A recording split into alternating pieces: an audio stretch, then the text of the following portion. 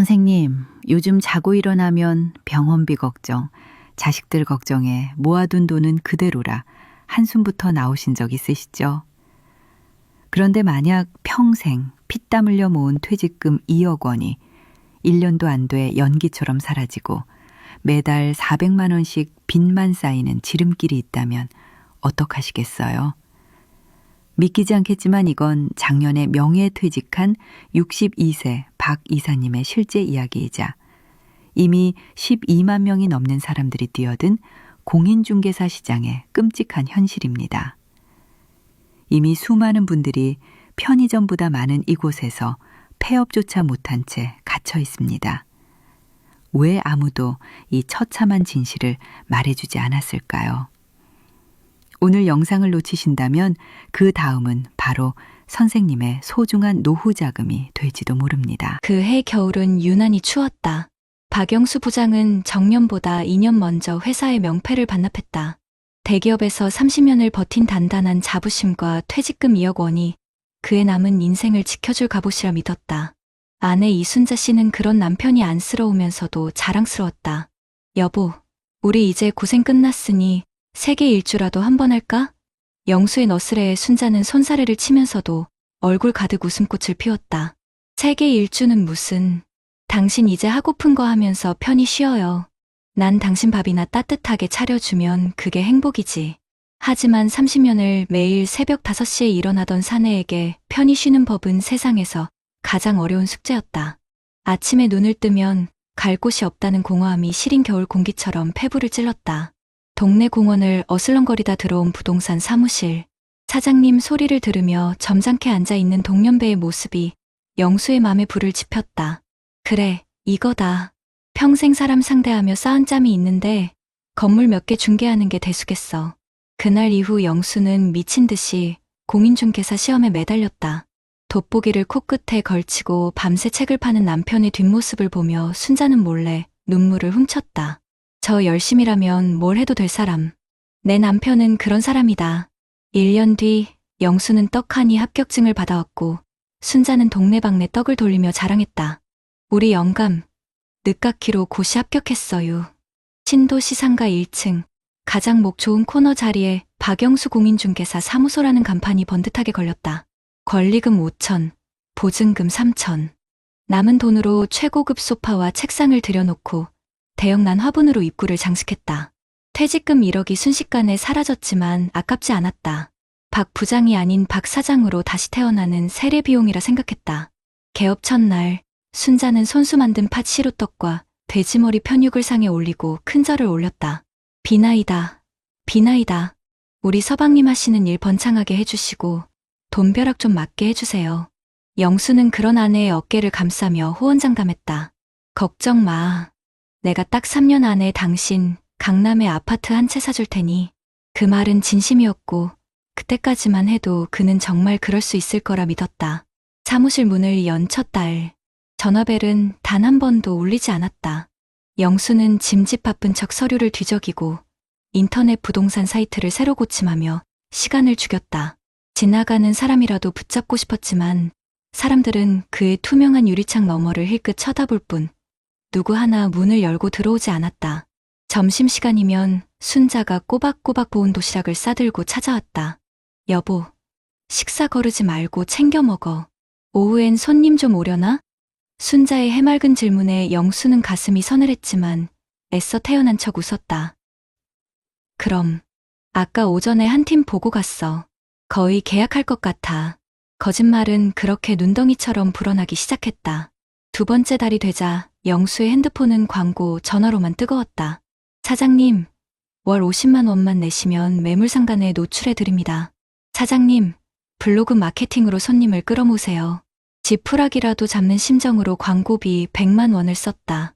통장 잔고는 매일 줄어드는데 문의 전화는 여전히 감감무소식이었다. 월세 200만 원, 관리비 30만 원, 광고비 100만 원, 협회비와 식대까지. 숨만 쉬어도 매달 400만 원 가까운 돈이 공중으로 흩어졌다. 어느 날 저녁 순자가 조심스럽게 입을 열었다. 여보, 이번 달에는 계약 한 건도 못했어요? TV를 보던 영수는 심장이 덜컥 내려앉았다. 아니야. 저번에 말했던 거, 그거 하기로 했어. 다음 주에 도장 찍기로. 순자는 안도의 한숨을 내쉬며 영수의 어깨를 주물렀다. 다행이다. 우리 아들 다음 달에 상견례 하는데 아버지 체면은 서겠네. 아들의 결혼. 영수는 까맣게 잊고 있었다. 아들 내외에게 번듯한 전세방이라도 하나 얻어주고 싶었던 아버지의 꿈은 이제 매달 나가는 월세를 걱정해야 하는 처참한 현실 앞에 산산조각 나 있었다. 그날 밤, 영수는 잠들지 못했다. 아내가 잠든 것을 확인하고 거실로 나와 소주병을 땄다. 어둠 속에서 휴대폰 불빛에 비친 통장 잔고가 비수처럼 눈에 박혔다. 2억 원이던 퇴직금은 어느새 7천만 원 남짓으로 쪼그라들어 있었다. 창업 8개월 만의 일이었다. 이게 아니었는데, 내 인생의 후반전은 이게 아니었는데, 그는 소리 없이 울었다. 30년간 가족을 위해 달려온 가장의 어깨가 그 무게를 이기지 못하고 속절없이 무너져 내리고 있었다. 위기는 생각보다 빨리 찾아왔다. 며느리감이 될 처자가 인사차 사무실에 들르겠다는 아들의 전화 한 통이 영수를 벼랑 끝으로 몰았다. 텅 빈 사무실, 울리지 않는 전화기, 먼지 쌓인 상담 테이블. 이 모습을 어떻게 보여준단 말인가. 평생을 성실하게 살아온 아버지의 실패를 어떻게 아들 앞에 증명한단 말인가. 그날 영수는 처음으로 사무실 문을 닫았다. 그리고는 아내에게 거짓말을 했다. 오늘 큰 계약건이 있어서 강원도까지 출장 좀 다녀와야겠어. 며느님한테는 다음에 꼭 보자고 전해주고. 순자는 아무 의심 없이 남편의 넥타이를 매주며 등을 두드렸다. 알았어요. 조심히 다녀와요. 계약 꼭 성사시키고. 영수는 강원도로 가지 않았다. 그는 목적지 없이 시내버스를 타고 종점까지 갔다. 차창 밖으로 스쳐 지나가는 풍경들이 흐릿한 눈물 너머로 아른거렸다. 한때는 저 수많은 아파트 중 하나를 제 손으로 일궜다는 자부심이 있었다. 이제 그는 그 아파트의 작은 불빛 하나에도 속해 있지 않은 이방인이었다. 종점에서 내린 그는 정처 없이 걷다 어느 낡은 시장 골목에 다다랐다. 해질녘 좌판을 정리하는 할머니들의 지친 얼굴 위로 따뜻한 불빛이 내려앉고 있었다. 그 평온한 풍경이 영수의 가슴을 더욱 후벼 팠다. 한편 집에 홀로 남은 순자는 남편의 와이셔츠를 다리다 책상 위에 놓인 우편물 하나를 발견했다. 대출이자 연체 통지서. 붉은 글씨가 그녀의 심장을 핥혔다. 박영수 귀하의 마이너스 통장 대출 원리금 450만 원이 연체되었음을 알려드립니다. 손이 부들부들 떨렸다. 이게 다 뭐란 말인가. 출장 간다던 남편, 매달 계약을 한다던 남편. 순자는 떨리는 손으로 남편의 책상 서랍을 열었다. 그 안에는 지난 몇 달간의 고지서와 독촉장들이 수북이 쌓여 있었다. 월세 연체, 관리비 미납, 광고비 독촉, 그리고 바닥에 깔린 또 다른 통장. 퇴직금이 들어있던 그 통장이었다. 밤 10시가 넘어 영수가 집에 들어섰을 때 거실은 불이 꺼진 채 어두웠다. 식탁 위에 순자가 홀로 앉아 있었다. 그녀의 앞에는 찢어진 대출 통지서와 텅 빈 퇴직금 통장이 놓여 있었다. 그 어떤 변명도 할 수 없었다. 영수는 그 자리에 못 박힌 듯 서서 고개를 떨궜다. 정적이 흘렀다. 시계 초침 소리만이 두 사람에 타들어가는 심장 소리처럼 공간을 채웠다. 순자가 마침내 입을 열었다. 목소리는 마른 장작처럼 갈라져 있었다. 이게 다 뭐예요, 여보. 영수는 입술만 달싹일 뿐 아무 말도 하지 못했다. 출장 갔다면서요. 큰 계약하러 갔다면서요. 그녀의 목소리가 가늘게 떨려왔다. 영수는 차마 아내의 얼굴을 볼 수 없었다. 바닥만 내려다보는 남편의 동그란 정수리를 보며 순자는 기어이 울음을 터뜨렸다. 내가 당신한테 짐이었어? 힘들면 힘들다고 왜 말을 못했어요? 평생을 같이 산 내가 그렇게 못 미루었어요? 그 순간 억눌려왔던 영수의 모든 것이 터져나왔다. 그는 식탁 앞에 무너지듯 주저앉았다. 미안해. 순자야. 미안해. 당신한테만큼은 초라한 모습 보이기 싫었어. 회사에서 잘리고 아무것도 아닌 놈 된 거 당신한테까지 확인받고 싶지 않았어. 그냥 당신한테 마지막까지 멋진 남편으로 우리 아들한테 듬직한 아버지로 보이고 싶었을 뿐이야. 그게 내 마지막 자존심이었어. 영수는 어린아이처럼 흐느꼈다. 30년을 버텨온 가장의 자존심이 아내 앞에서 산산이 부서져 내리는 순간이었다. 순자는 통곡하는 남편의 등을 말없이 쓸어내렸다. 그녀의 눈에서도 뜨거운 눈물이 쉴 새 없이 흘러내렸다. 원망도 분노도 아니었다. 그저 지독한 슬픔과 연민이었다. 한참을 울던 순자가 젖은 목소리로 말했다. 그 한마디가 영수의 무너진 세상에 다시 빛을 비췄다. 여보, 그게 당신 최선이었습니까? 날 위해서, 우리 가족 위해서 버티고 또 버텼던 거. 그거면 됐어요. 날이 좋아서, 날이 좋지 않아서, 날이 적당해서 당신과 함께한 모든 날이 나한테는 전부였어요. 우리가 돈이 없지, 이야기가 없어요? 당신하고 나하고 60년 넘게 살아온 네 이야기가 있는데 뭐가 무서워요. 다시 시작하면 되지. 바닥부터라도 내가 같이 가줄게. 다음 날 아침 영수는 사무실 임대인에게 전화를 걸어 폐업 의사를 전했다. 속이 시원하지도 그렇다고 슬프지도 않았다. 그저 담담했다. 순자는 아침 일찍부터 콩나물을 다듬어 해장국을 끓였다. 식탁에 마주 앉은 두 사람은 아무 말 없이 밥을 먹었다. 창밖으로 오랜만에 따스한 겨울 햇살이 쏟아져 들어왔다. 영수가 밥그릇을 비우고 숟가락을 놓으며 말했다. 순자야, 우리 진짜 세계 일주는 못 가도 동네 뒷산이라도 같이 갈까? 순자가 환하게 웃으며 대답했다. 그럼, 당신 가는 곳이면 거기가 어디든 나한테는 세상 끝이지. 박영수 사장님의 2억 원은 그렇게 1년도 안 되어 사라졌지만 그는 돈보다 더 소중한 것을 잃지 않았습니다. 바로 평생을 함께한 아내의 믿음과 사랑, 그리고 다시 일어설 용기였습니다. 이 이야기는 비단 박 사장님 한 분의 이야기가 아닙니다. 지금 이 순간에도 수많은 우리네 아버지들이, 남편들이 소중한 노후 자금을 걸고 아무도 알려주지 않는 전쟁터로 뛰어들고 있습니다. 선생님의 소중한 인생 이야기가 한순간의 선택으로 끝나게 두지 마십시오. 당신의 이야기는 돈으로 환산할 수 없는 가장 위대한 자산입니다. 여러분 어떠시나요? 위의 사례는 정말 비참하고 서글픈 인생 아닌가요? 하지만 지금부터 소개해드리는 사례는 정반대의 선택으로 행복한 노후를 보내고 있는 분을 소개해드리겠습니다.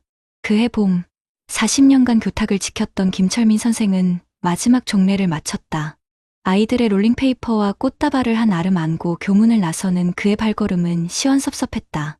아내 오정숙 여사는 교문 앞에서 두부한 모를 들고 그를 맞았다. 여보, 40년 동안 고생 많았어요. 이제 진짜 우리 인생 시작이네. 철민은 아내의 손을 잡으며 그저 웃었다. 그에게는 매달 350만 원씩 꼬박꼬박 들어오는 공무원 연금이라는 든든한 버팀목이 있었다. 퇴직금은 없었지만 평생 나라의 봉직한 대가로 받은 이 연금이야말로 진짜 노후의 갑옷이라 믿었다. 하지만 40년을 새벽같이 일어나던 몸은 편히 쉬는 법을 알지 못했다. 아침에 눈을 뜨면 신문을 읽고 나면 오후까지 시간이 붕 떠버렸다. 무료함이 소매에 물 스며들 듯 온몸으로 퍼져나갈 무렵 동창에게서 전화가 걸려왔다. 대기업을 다니다 몇 해 전 퇴직한 친구였다. 철민아, 나 이번에 신도시에 프랜차이즈 카페 하나 열었다. 너도 연금만 믿고 있지 말고 뭐라도 시작해봐. 평생 애들 가르치던 꼼꼼함이면 이런 거 금방이야. 내가 자리 하나 알아봐 줄까? 친구의 목소리엔 초조함이 섞여 있었지만 사장님이라는 감투는 철민의 마음을 잠시 흔들었다. 그날 저녁 철민은 아내에게 친구의 이야기를 넌지 꺼냈다. 여보, 우리도 상가 하나 얻어서 작은 커피 가게라도 해볼까? 평생 박봉이었는데 당신 호강 한번 시켜주고 싶어서. 정숙은 남편의 마음을 안다는 듯 가만히 그의 손을 잡았다. 여보, 우리 저녁 먹고 산책이나 하면서 얘기해요. 그날 밤 부부는 동네 공원을 걸으며 두런두런 이야기를 나눴다. 정숙이 먼저 입을 열었다. 당신이 평생 학생들 앞에서 분필만 잡았지. 언제 커피를 타봤어요. 장사를 해봤어요. 남들이 한다고 우리까지 빚내서 뛰어들었다가 이 나이에 길바닥에 앉으면 어떡해요. 우린 지금 있는 것만 잘 지켜도 행복하게 살 수 있어요. 당신이랑 나, 그리고 매달 나오는 연금. 그거면 충분해요. 아내의 말은 현실적이었지만 그 속에는 남편에 대한 깊은 신뢰와 사랑이 담겨 있었다. 철민은 흔들리던 마음을 다잡았다. 그래, 내가 원했던 건 사장님 소리가 아니라 아내와 함께하는 이 평온한 저녁이었지. 며칠 뒤 철민은 먼지가 뽀얗게 쌓인 창고를 정리하기 시작했다. 구석에서 아버지가 쓰시던 낡은 연장 가방을 발견했다. 망치와 대패, 녹슨 톱, 어릴 적 아버지는 삐걱거리는 분이며 밥상을 뚝딱 고쳐주시곤 했다. 그 기억이 떠오르자 철미는 무언가에 홀린 듯 삐걱거리던 집안의 작은 의자 다리부터 손보기 시작했다. 서툰 솜씨로 톱질을 하고 대패질을 했다. 꼬박 반나절이 걸려 의자를 고쳤을 때 온몸은 땀으로 젖었지만 마음은 기묘한 성취감으로 가득 찼다. 나무가 주는 따뜻한 위로였다. 그날 이후 창고는 철민의 작은 공방이 되었다. 그는 유튜브를 보며 독학으로 목공을 배우기 시작했다. 처음엔 서툴러서 손을 베이기 일쑤였지만 나무 향을 맡으며 무언가에 집중하는 시간이 그 어떤 때보다 평화로웠다. 첫 작품은 손녀를 위한 작은 책꽂이였다. 삐뚤빼뚤했지만 손녀는 할아버지가 만들어준 세상에 하나뿐인 선물이라며 기뻐했다. 그 모습을 보던 아들이 무심코 사진을 찍어 자신의 SNS에 올렸다. 아빠의 두 번째 인생, 김목수님 파이팅. 놀라운 일은 그 다음부터 벌어졌다. 아들의 친구들이 댓글로 저희 집에도 하나 만들어주세요라며 주문을 하기 시작한 것이다. 처음엔 손사래를 쳤지만 재미삼아 원목 도마와 작은 선반 몇 개를 만들어 팔았다. 재료비를 빼고 나니 손에 쥐는 돈은 몇만 원 남짓이었지만 돈의 액수가 중요하지 않았다. 누군가 나의 시간과 정성을 알아준다는 기쁨, 그리고 아내에게 이거 내가 나무 깎아서 번 돈이야 라며 소소한 용돈을 쥐어주는 행복은 무엇과도 바꿀 수 없었다. 입소문은 조용하지만 단단하게 퍼져나갔다. 이제는 동네 주민들이 고장난 가구를 들고 찾아오기도 하고 아파트 부녀회에서는 그의 작은 공방을 주민사랑방으로 부르기 시작했다. 철미는 거창한 간판을 내걸지 않았다. 그저 창고 문 앞에 느티나무 공방이라는 작은 나무 팻말 하나를 걸어두었을 뿐이다. 월세도 권리금도 광고비도 필요 없었다. 매달 40만 원에서 50만 원씩 들어오는 소소한 수입은 부부의 외식비가 되고 가끔 떠나는 짧은 여행의 경비가 되었다. 어느 주말 오후 철민이 공방에서 땀을 흘리고 있을 때 아들 내외가 찾아왔다. 며느리의 손에는 갓 쪄낸 시루떡이 들려 있었다. 아버님, 저희 다음 달에 이사 가요. 아버님이 만들어주신 책꽂이 놓을 예쁜 집으로요. 철미는 말없이 웃으며 자신이 얼마 전부터 짬짬이 만들던 아담한 식탁을 보여주었다. 이놈아, 이사 선물이다. 이걸로 장인어른, 장모님 모시고 따뜻한 밥 한 끼 대접해드려라. 아들은 아버지가 만든 식탁의 매끈한 표면을 쓸어보며 문시호를 불켰다. 아버지, 고맙습니다. 세상에서 가장 비싼 식탁이에요. 그 어떤 명품 가구도 현금 다발도 이보다 더 큰 선물이 될 수는 없었다. 그날 밤 정숙은 남편의 어깨를 주무르며 말했다. 여보, 당신이 교장 선생님으로 퇴직한 것보다 지금 땀 흘리는 모습이 100배는 더 멋져 보여요. 우리 아들한테 돈이 아니라 아버지가 어떻게 늙어가는지를 보여줄 수 있어서 나 정말 행복해요. 철미는 아내의 손을 가만히 잡았다. 창밖으로 보이는 아파트 단지의 불빛들이 유난히 따뜻하게 느껴졌다.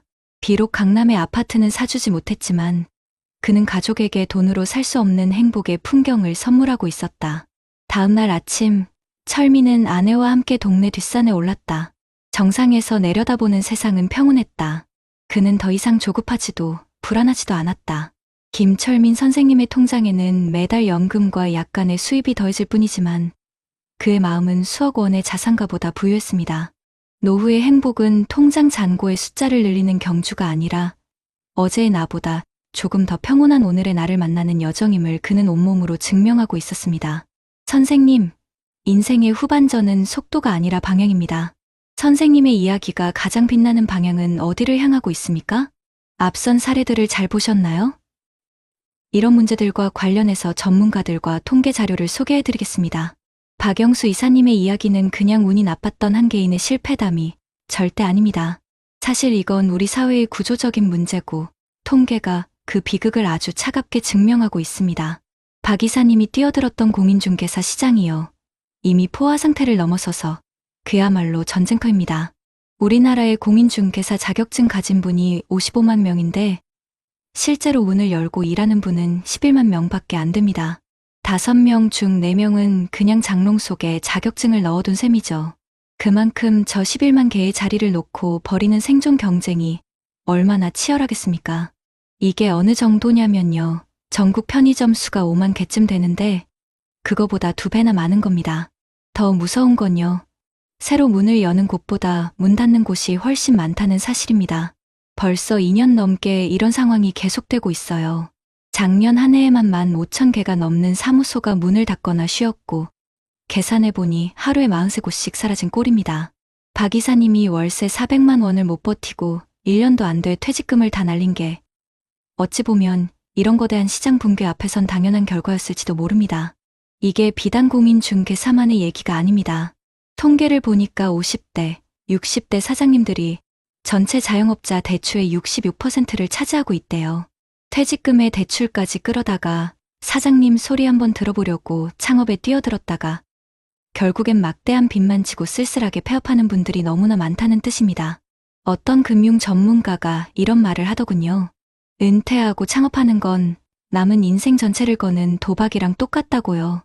옛날 직장 경력만 믿고 제대로 알아보지도 않고 뛰어드는 건 총도 없이 전쟁터에 나가는 거나 마찬가지라고요.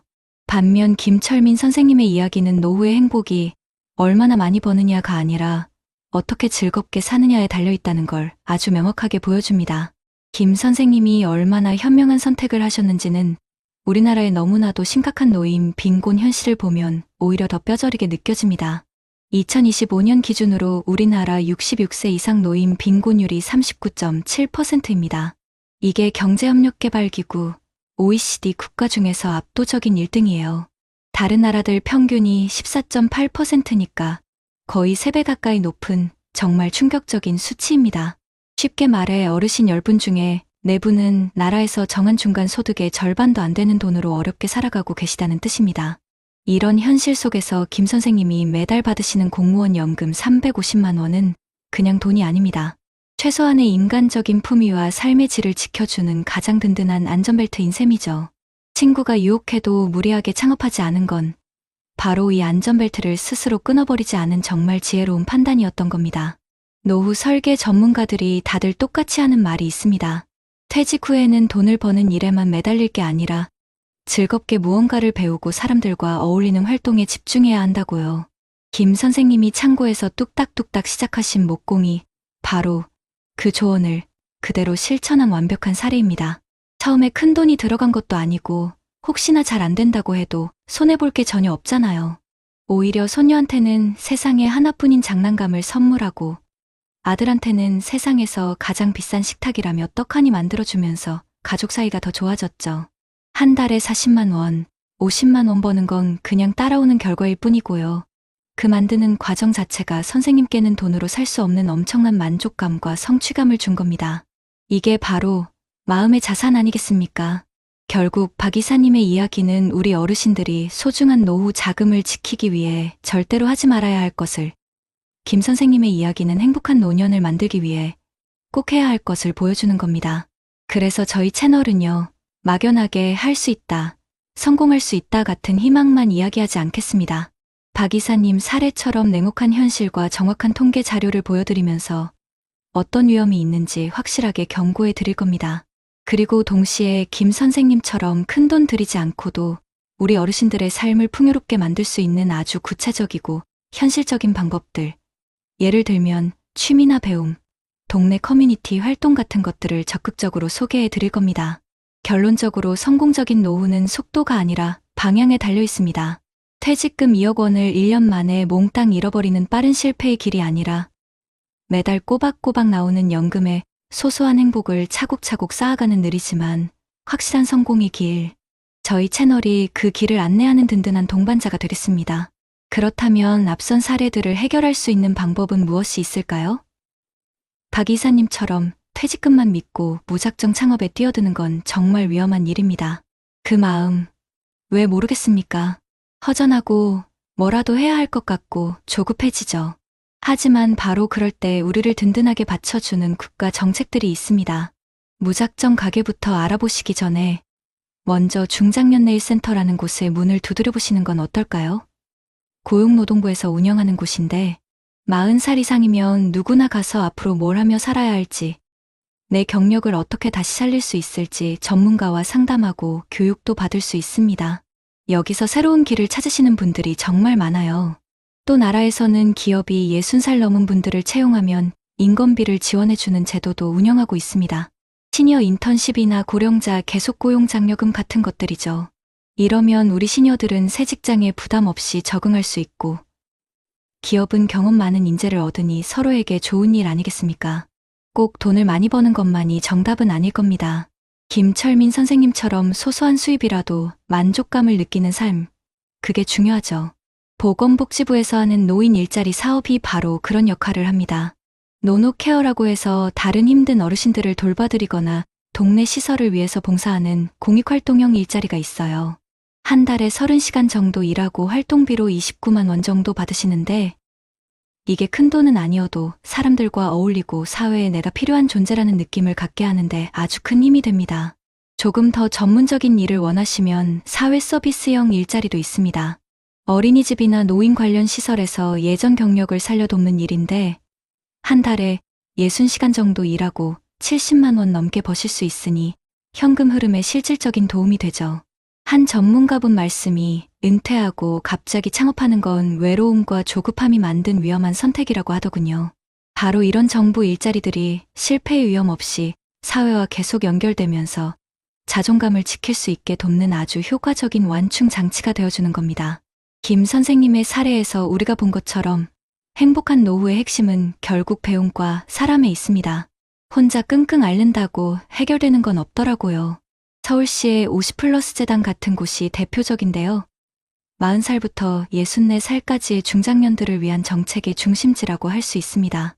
단순히 취미 가르쳐주는 곳이 아니라 인생을 어떻게 다시 설계할지, 새로운 일자리는 어떻게 찾을지, 비슷한 고민을 하는 친구들은 어떻게 사귈지 종합적으로 도와주는 곳이에요. 박 이사님이 혼자 공인중개사 시험에 매달리는 대신 이런 곳에서 동년배들과 함께 배우고 정보를 나눴다면 결과가 분명 달랐을 겁니다. 김 선생님께서도 목공 기술을 더 체계적으로 배우고 싶거나 내 작품을 팔 곳을 찾고 싶을 때 가장 먼저 찾아가야 할 곳이 바로 이런 기관들이죠. 만약 정말로 창업을 하고 싶다면 박 이사님처럼 맨몸으로 부딪히는 게 아니라 정부의 도움을 받으셔야 합니다. 중소벤처기업부에서 운영하는 시니어 기술창업센터 같은 곳이 있는데 신살 넘은 예비 창업가에게 사업계획서 쓰는 법부터 전문가 상담, 사무실까지 다 지원해줍니다. 총 없이 전쟁터에 나가는 게 아니라 최신 무기와 작전 지도를 들고 나가는 것과 같다고 할 수 있죠. 그리고 사실 이 모든 이야기의 배경에는 우리나라의 심각한 노인 빈곤 문제가 있습니다. 그래서 정부가 최소한의 인간다운 삶을 보장하기 위한 안전망을 마련해두고 있습니다. 바로 기초연금 제도인데요. 만 65살 이상 소득 하위 70% 어르신들께 매달 35만 원 정도를 드리는 겁니다. 이게 김 선생님의 공무원 연금처럼 큰 액수는 아닐지라도 노후의 최소한의 품위를 지켜주는 국가적인 안전벨트 역할을 하는 거죠. 박 이사님도 창업에 실패했더라도 이 제도를 통해 최소한의 생계는 유지할 수 있었을 겁니다. 결국 박 이사님의 안타까운 이야기와 김 선생님의 지혜로운 이야기는 저희 채널이 앞으로 어떤 길을 가야 할지 명확하게 보여줍니다. 이제 더 이상 막연하게 성공할 수 있다. 사장님이 되어야 한다는 헛된 희망을 이야기해서는 안 됩니다. 대신 오늘 말씀드린 이런 정부와 각 지역의 정책들을 어떻게 하면 제대로 활용할 수 있는지 그 구체적인 방법을 알려드려야 합니다. 그래서 저희 채널은 앞으로 퇴직금 2억 창업 대신 재취업으로 지키는 법이라거나 월 70만 원 버는 사회 서비스형 일자리의 모든 것, 그리고 서울시 50플러스 센터 200% 활용 안내서와 같이 우리 시니어분들의 삶에 직접적으로 도움이 되는 정말 피가 되고 살이 되는 실질적인 내용을 가지고 찾아뵙겠습니다. 우리 시니어분들이 위험하고 빠른 실패의 길이 아니라 안전하고 느리더라도 확실한 성공의 길로 들어서실 수 있도록 저희가 든든한 동반자가 되어드리겠습니다. 한평생 숨 가쁘게 걸어온 길 뒤돌아보니 저만치 노을이 붉게 타오릅니다. 이제 모든 게 끝났다고 그저 강물처럼 흘러갈 뿐이라고 쓸쓸한 바람에 옷깃을 여미던 날들이 있었지요. 하지만 보십시오. 강물 위로 반짝이는 윤슬은 내일의 아침을 품고 있고 강 저편으로 이어지는 작은 오솔길은 당신이 피워낼 또 다른 꽃을 기다리고 있음을. 오늘 저희가 함께 나눈 두 분의 이야기는 어쩌면 이 시처럼 인생의 붉은 노을 앞에서 서로 다른 길을 선택한 우리 모두의 모습일지 모릅니다. 한 분은 평생 일군 퇴직금이라는 마지막 불씨를 안고 조급함과 외로움 속에서 외로운 싸움을 시작했습니다. 사장님이라는 이름 뒤에 가려진 불안한 밤들을 홀로 지새우며 결국 그 불씨마저 차갑게 식어버리는 안타까운 그림자를 남겼습니다.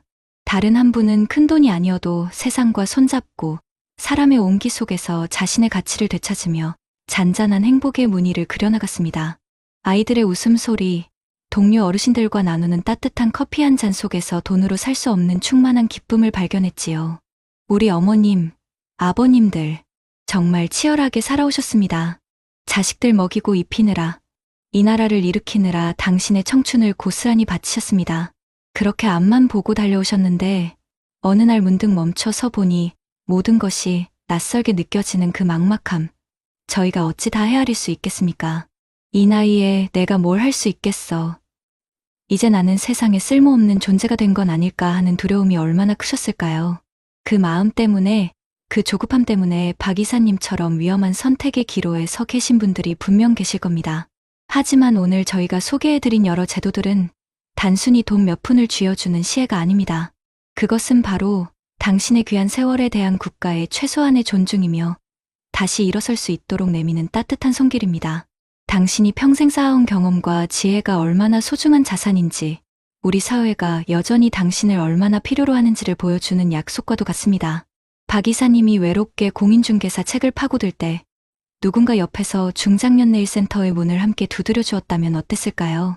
비슷한 고민을 하는 동년배들과 머리를 맞대고 서로를 다독이며 새로운 길을 찾았다면 그분의 노후는 지금과 분명 다른 모습이었을 겁니다. 김 선생님이 목공 기술로 작은 기쁨을 찾았을 때 50플러스 재단에서 더 큰 세상과 연결해 주었다면 그 기쁨이 얼마나 더 커졌을까요? 내 재능이 누군가에게 도움이 되고 사회에 보탬이 된다는 사실이 그분의 삶을 더욱 빛나게 했을 것입니다.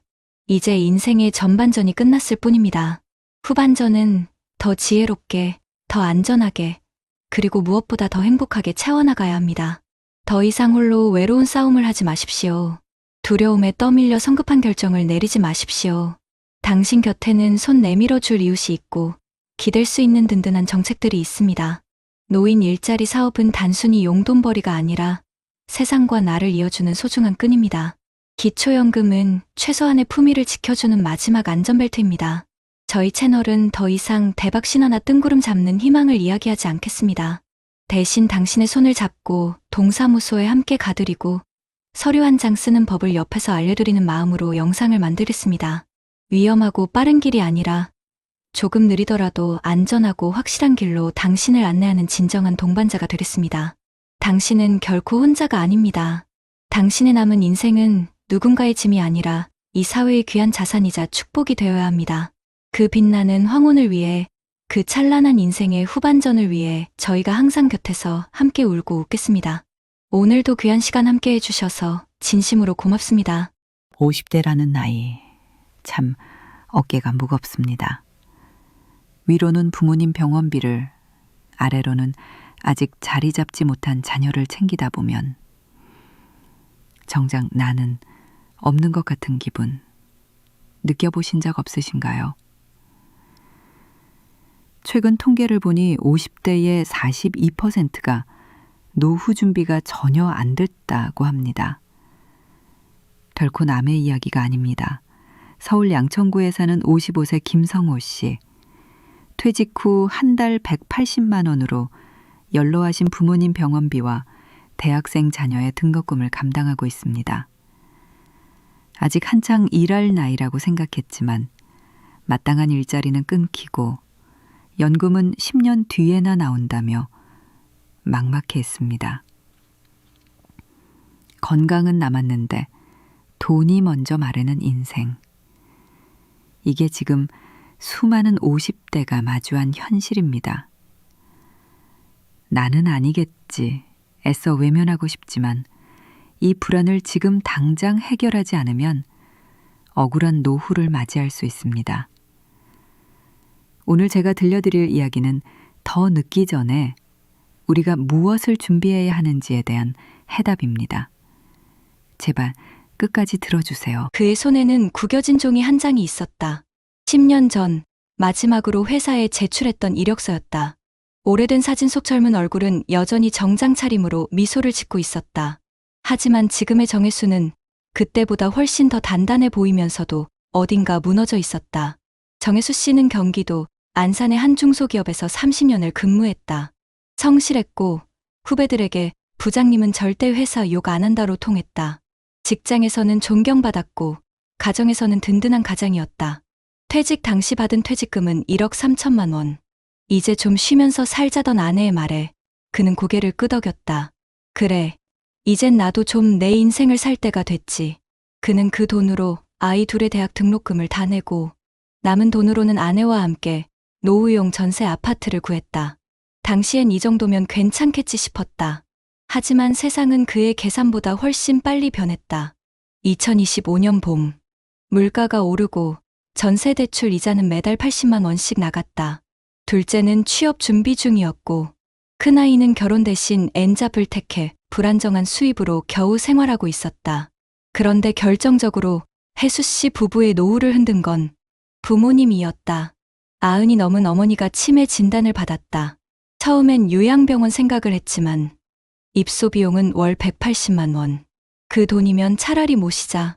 그날 이후 부부의 하루는 간병과 알바로 나뉘었다. 아내는 낮에 어머니를 돌봤고 혜수 씨는 새벽 배송 일을 했다. 그는 매일 새벽 3시에 일어났다. 차가운 골목길에서 박스를 옮길 때마다 손끝이 저렸다. 그래도 일할 수 있잖아. 아직 괜찮아. 스스로를 다독였지만 체력은 빠르게 떨어졌다. 60세의 몸은 예전 같지 않았다. 하루는 택배 상자를 옮기다 허리를 다쳤다. 병원에서 한동안 무리하면 안 된다는 말을 들었지만 그는 웃었다. 무리 안 하면 굶습니다. 그가 이력서를 다시 꺼낸 건 그날 이후였다. 퇴직한 지 3년 만이었다. 커피 얼룩이 묻은 낡은 종이를 들고 그는 안산 고용복지센터를 찾았다. 상담 직원은 말했다. 이력서 다시 쓰셔야 해요. 요즘은 다 온라인이거든요. 그는 쓴웃음을 지었다. 컴퓨터보다 현장이 익숙한 사람에게 온라인은 또 하나의 벽이었다. 그날 집에 돌아와서 아내가 물었다. 오늘은 어땠어요? 나이 많은 사람은 안 쓴대. 그의 목소리는 작았지만 방 안 공기는 무겁게 가라앉았다.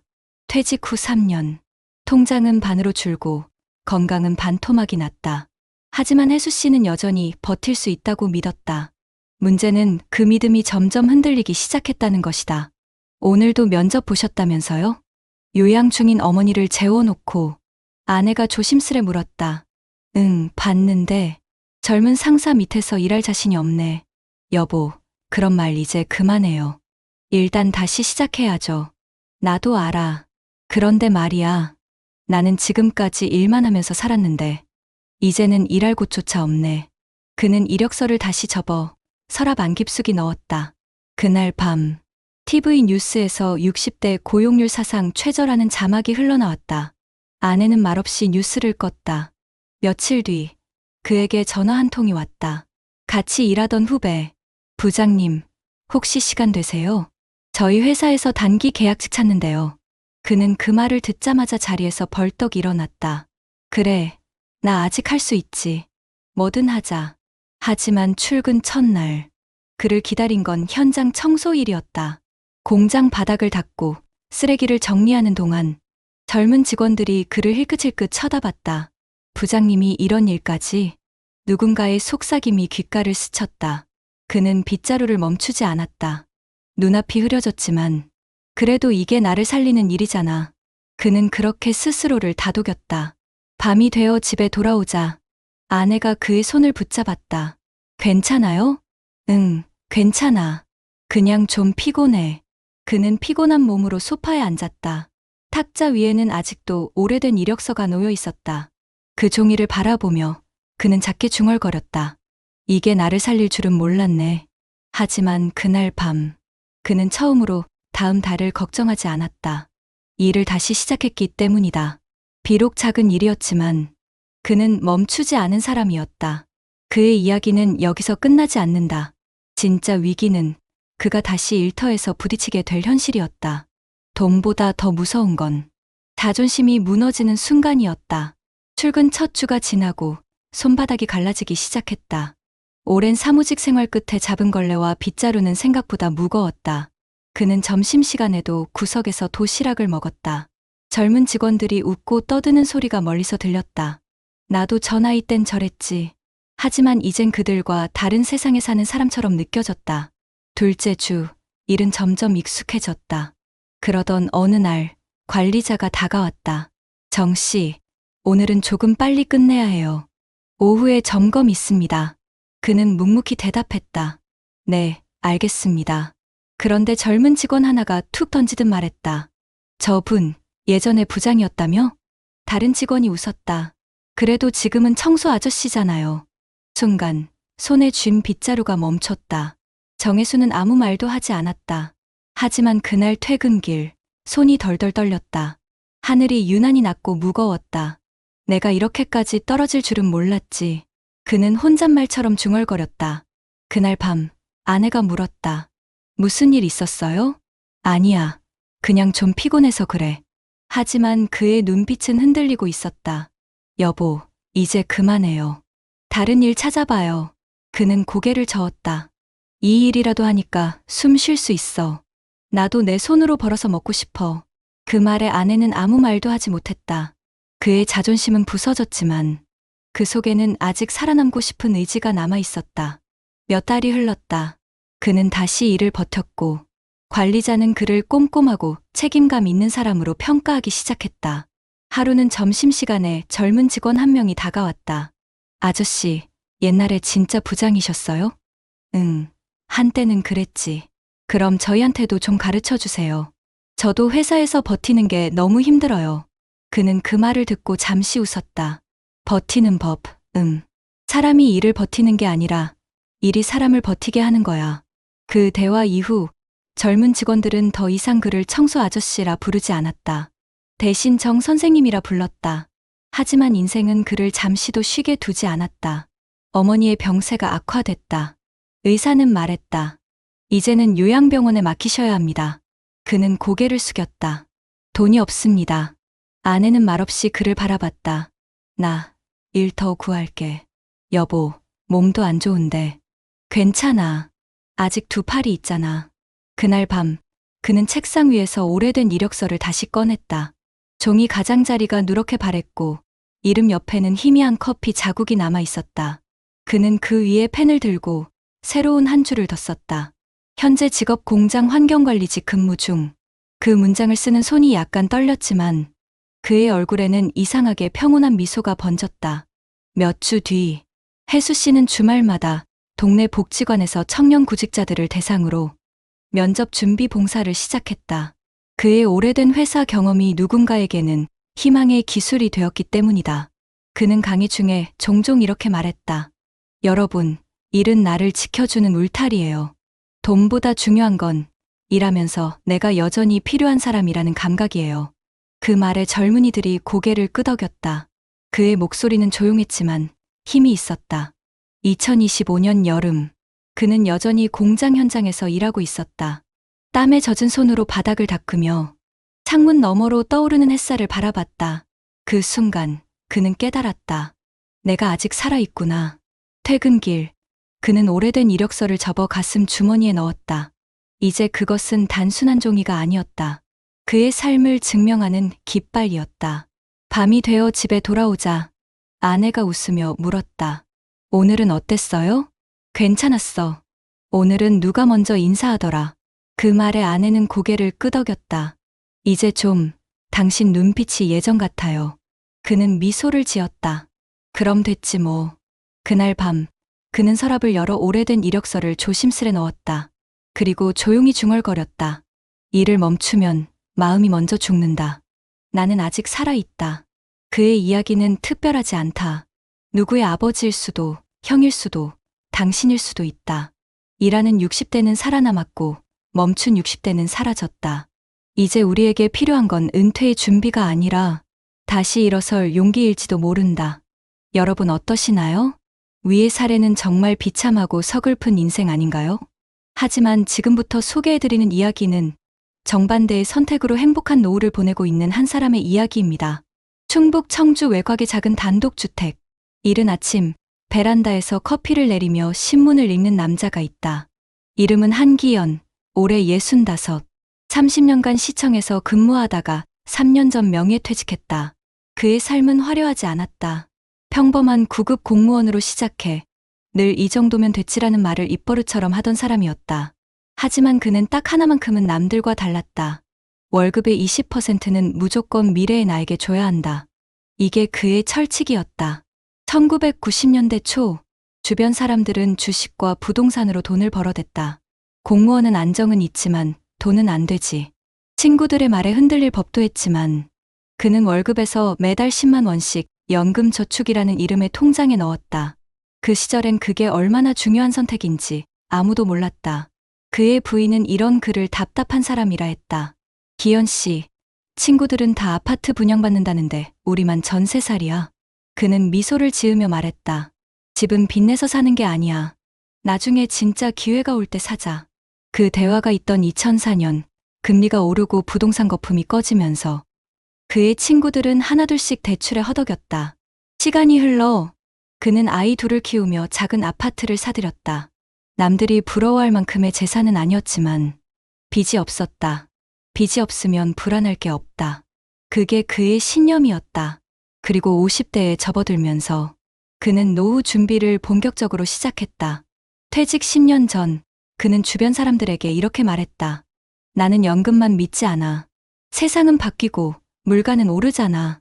그래서 나는 일을 늦게까지 할 거야. 그의 계획은 단순했다. 퇴직 후에도 작게 일하면서 꾸준히 버는 구조를 만드는 것. 그래서 그는 55세부터 주말마다 컴퓨터 자격증을 공부하고 지역 주민센터에서 회계보조 봉사활동을 시작했다. 사람들은 그를 은퇴 준비가 너무 빠른 사람이라 놀렸다. 하지만 그는 웃으며 말했다. 준비는 빠를수록 편안하다. 2025년 현재 그의 하루는 단정했다. 아침 7시에 일어나 신문을 읽고 오전에는 동네 도서관에서 회계상담 봉사를 하고 오후에는 마을 회관에서 주민 대상 세금 교육을 진행했다. 월 30만 원의 소소한 활동비지만 그는 그 일을 삶의 리듬이라 불렀다.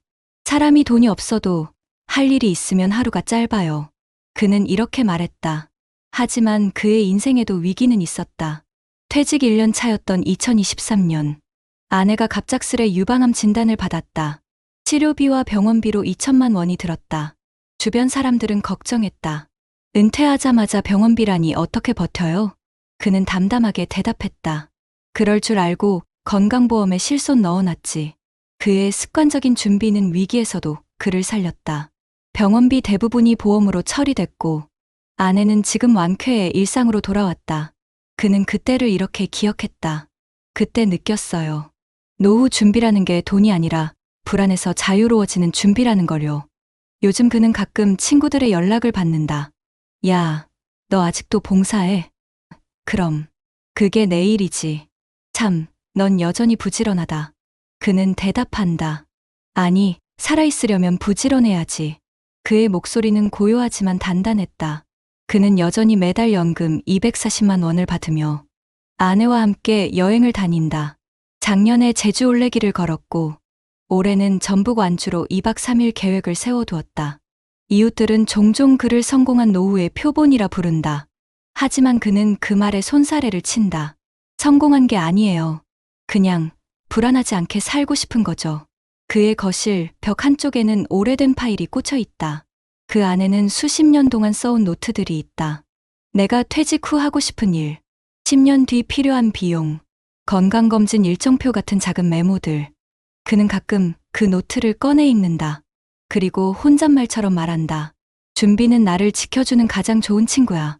하지만 그런 그에게도 마음 한켠에 불안은 있었다. 요즘 들어 친구들이 하나둘씩 병원 신세를 지거나 자녀 문제로 힘들어하는 모습을 보면서 그는 자주 이렇게 생각했다. 나는 지금 괜찮지만 내 아이들은 어떤 노후를 맞게 될까? 그는 그 답을 찾기 위해 다음 세대에게 자신이 배운 걸 전하기 시작했다. 청주시청에서 후배 공무원들을 대상으로 퇴직 전 재정설계 특강을 맡았다. 월급이 적다고 불평하지 말아요. 그 돈을 어떻게 쓰느냐가 당신의 노후를 결정합니다. 그의 조용한 목소리는 그곳에 있던 수십 명의 젊은 공무원들에게 묘한 울림을 남겼다. 그날 저녁 집에 돌아와 그는 늘 그렇듯 커피를 내리며 창밖을 바라봤다. 해가 지고 노을빛이 주황으로 물들었다. 그는 아내에게 말했다. 여보, 우리 내년엔 남해로 한 달 살아보기 해볼까? 그래요. 이제 우리도 좀 즐길 때가 됐죠. 그의 얼굴엔 오랜 시간 묵혀온 안도감이 번졌다. 그의 삶은 거창하지 않다. 하지만 그는 매일 아침 일어나 불안 대신 평온을 마주한다. 누군가는 그를 보고 운 좋은 사람이라 말하겠지만 그는 말한다. 운이 아니라 습관이었어요. 그의 하루는 그렇게 흘러간다. 준비가 만들어준 평온 속에서 오늘도 그는 조용한 행복을 살고 있었다. 2024년 겨울. 눈이 유난히 많이 내리던 날이었다. 한기현 씨는 커피를 마시며 TV 뉴스를 보고 있었다. 내년도 국민연금 보험료율 인상, 실질연금 수령액 감소 예상. 화면 아래로 자막이 흘렀다. 그는 잠시 눈을 감았다. 그래, 결국 올 게 왔구나. 퇴직 후 3년 동안 그가 받은 공무원 연금은 매달 247만 원. 그 돈으로 생활비와 공과금, 보험료, 부부 식비까지 모두 감당할 수 있었다. 하지만 물가는 멈추지 않았다. 쌀값은 20% 올랐고 전기요금은 2년 새 30% 가까이 뛰었다. 이제는 나도 줄여야겠구나. 그날 저녁 아내가 말했다. 여보, 이제 가끔은 외식도 줄이고 우리도 텃밭 가꾸기 해볼까요? 그는 웃으며 대답했다. 좋죠. 돈 아끼는 것도 운동이니까. 다음 주 그는 마을 근처 텃밭을 빌려 감자와 상추를 심기 시작했다. 삶은 느려졌지만 이상하게 여유로웠다. 손끝에 닿는 흙의 감촉이 퇴직 후 느껴보지 못한 살아있음을 일깨워 주었다. 기현 씨, 요즘 얼굴 좋아 보이네요. 이웃 주민이 인사를 건넸다. 그는 손을 털며 대답했다. 준비한 사람은 불안 대신 흙을 만질 시간이 생기죠. 하지만 어느 날 그의 휴대전화에 한 통의 전화가 걸려왔다. 아버지, 저 미안한데 전세 보증금이 모자라요. 둘째 아들이었다. 결혼을 앞두고 있던 아들이 예상치 못한 전세 계약 파기로 발이 묶인 것이었다. 그는 통화를 마치고 한참 동안 말이 없었다. 아내가 물었다. 무슨 일이에요? 아들 전세금이 부족하대. 한 3천 정도 필요하대. 우리 통장에 그 돈 있나요? 응. 노후자금 일부 깨면 돼. 그는 잠시 창밖을 바라봤다. 하얗게 내리는 눈 속에 자신이 걸어온 세월이 비쳤다. 그 돈, 아이한테 주세요. 그의 목소리는 조용했지만 단호했다. 다음 날 그는 은행을 찾았다. 창구 직원이 말했다. 이 돈을 깨시면 연금이 조금 줄어듭니다. 그는 미소를 지었다. 괜찮아요. 내가 살아온 이유가 그 아이들이니까. 그렇게 아들에게 전세금을 보태준 지 2달 뒤 아들은 결혼식을 올렸다. 식장 한편에서 손님들이 인사하는 동안 그는 조용히 앉아 있었다. 축하의 말보다 더 따뜻한 건 아버지 고맙습니다. 그 한마디였다. 결혼식이 끝난 후 집으로 돌아온 그는 거실에 앉아 오래된 노트 파일을 펼쳤다. 그 안에는 수십 년 전부터 써온 기록들이 있었다. 비상금 1천만 원 유지, 보험료는 절대 연체 금지, 건강검진 매년 2회. 그는 그 페이지를 천천히 넘기며 혼잣말을 했다. 이 노트가 결국 우리 가족을 살렸네. 그의 준비는 단순한 돈의 축적이 아니라 삶을 다루는 태도의 축적이었다. 2025년 봄, 그는 여전히 마을 도서관에서 회계 상담을 했다. 그날 찾아온 한 중년 남성이 조심스레 물었다. 저도 이제 50인데요. 퇴직금이 얼마 안 되는데 뭘 해야 할까요? 그는 잠시 웃으며 말했다. 일단 쓰는 돈부터 기록하세요. 기록이 쌓이면 방향이 보여요. 그 말에 남성은 고개를 끄덕였다. 그가 떠난 뒤 한기현 씨는 자신이 처음 가계부를 썼던 1993년 3월을 떠올렸다.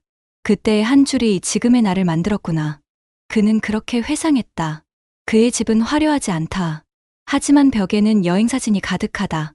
함께 찍은 사진들 속에서 그의 표정은 젊을 때보다 오히려 더 밝다. 이제 돈 걱정 안 하세요? 이웃이 물으면 그는 웃는다. 걱정은 있죠. 하지만 불안은 없어요. 그는 하루를 정해두고 은행 앱을 열어 통장을 확인한다. 입금 내역 국민연금 253만 원. 그 아래에는 손글씨로 쓴 메모가 있다. 오늘도 준비 덕분에 평온하다. 며칠 전 그는 친구 한 명의 부고 소식을 들었다. 정혜수, 중소기업에서 함께 일했던 오랜 친구였다. 일하다가 쓰러졌대. 그는 잠시 눈을 감았다. 이름 석 작아주는 묘한 울림. 같은 나이, 다른 길. 그날 밤, 그는 불 꺼진 거실에서 조용히 노트 한 페이지를 꺼내 새로 적었다. 내일을 위한 일, 오늘도 멈추지 말 것. 다음 날 아침, 그는 새벽 공기를 마시며 걸었다. 길가에 벚꽃이 피어 있었다. 손에는 여전히 낡은 노트가 들려 있었다. 그의 발걸음은 느렸지만 단단했다. 준비한 인생은 언제든 다시 시작할 수 있다. 그의 목소리는 봄바람에 실려 멀리 퍼졌다. 그의 이야기는 거창하지 않다. 그는 대기업 임원도 자산가도 아니었다. 하지만 누구보다 단단한 인생을 만들었다. 일찍 준비했고, 꾸준히 기록했고, 위기 때마다 무너지지 않았다. 그의 삶은 이렇게 끝나지 않았다. 그의 계획표엔 아직 하고 싶은 일이 남아 있었다. 2026년 지역 아이들 재정교육 시작. 그는 미소를 지었다. 내 인생의 퇴직은 아직 안 왔어요. 그의 하루는 여전히 정갈했다. 커피 향과 함께 시작해 감사의 기도로 마무리되는 하루. 불안 대신 평온, 후회 대신 여유. 그는 그렇게 살고 있었다. 한기연, 65세. 일찍 준비한 사람. 그리고 지금 가장 행복한 사람. 영상에서 우리가 살펴본 사례들 뒤에 숨어 있는 구체적인 수치와 전문가들의 분석을 함께 짚어보겠습니다. 먼저 우리나라의 통계부터 살펴보면 19세 이상 가구주를 대상으로 한 사회조사에서 노후를 위한 준비를 하고 있다고 응답한 비율은 2023년 기준 약 76% 정도였습니다. 연령별로 보면 50대가 약 83%로 가장 높았고 40대가 약 80%, 30대가 약 74% 정도로 나타났습니다. 즉, 50대가 다른 세대에 비해 노후 준비를 한다고 응답한 비율은 높았지만 실제로 준비가 충분하다고 보기에는 어려운 상황입니다.